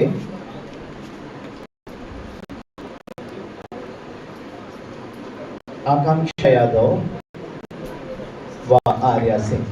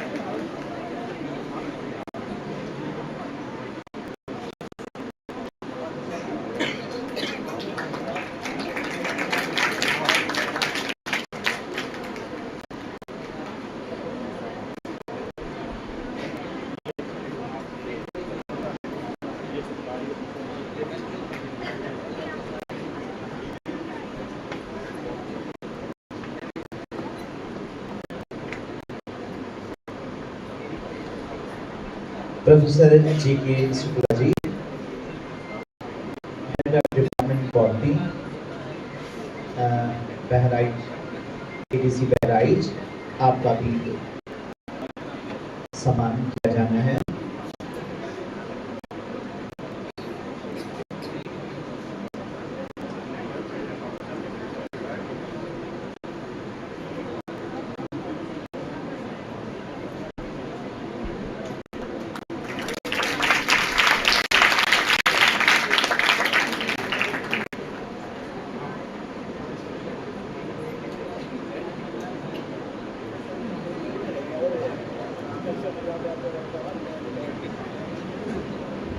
धन्यवाद सर। और आपके धैर्य की सीमा अब यही समाप्त होती है और आप सभी आमंत्रित हैं लंच के लिए। छात्र एवं छात्राएं थोड़ा और धैर्य रखेंगे। आप अभी इसी सभागार में बने रहेंगे। हमारे सम्मानित अतिथिगण, समस्त प्राध्यापकगण, बाहर से आए हमारे अतिथि, आप सभी लंच के लिए प्रस्थान करेंगे।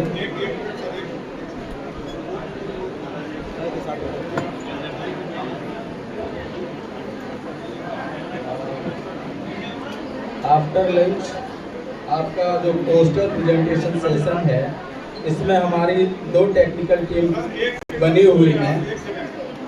इसमें पहली टेक्निकल टीम है जो हमारी, उसमें professor R K Pandey sir, principal LBS PG college Gonda. दूसरे professor Gopal ji Kushwaha, head of the department ADC Basti.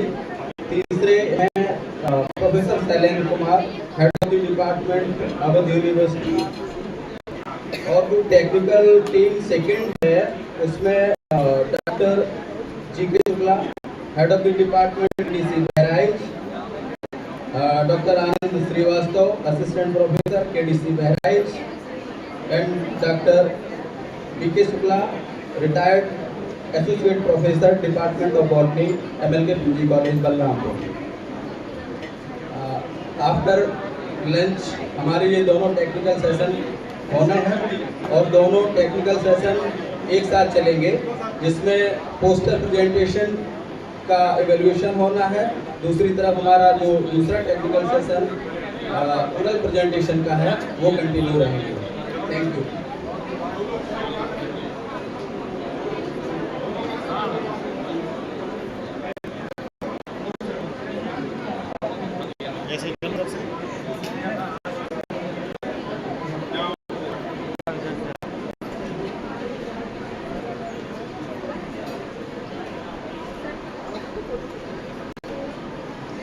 ver, da série.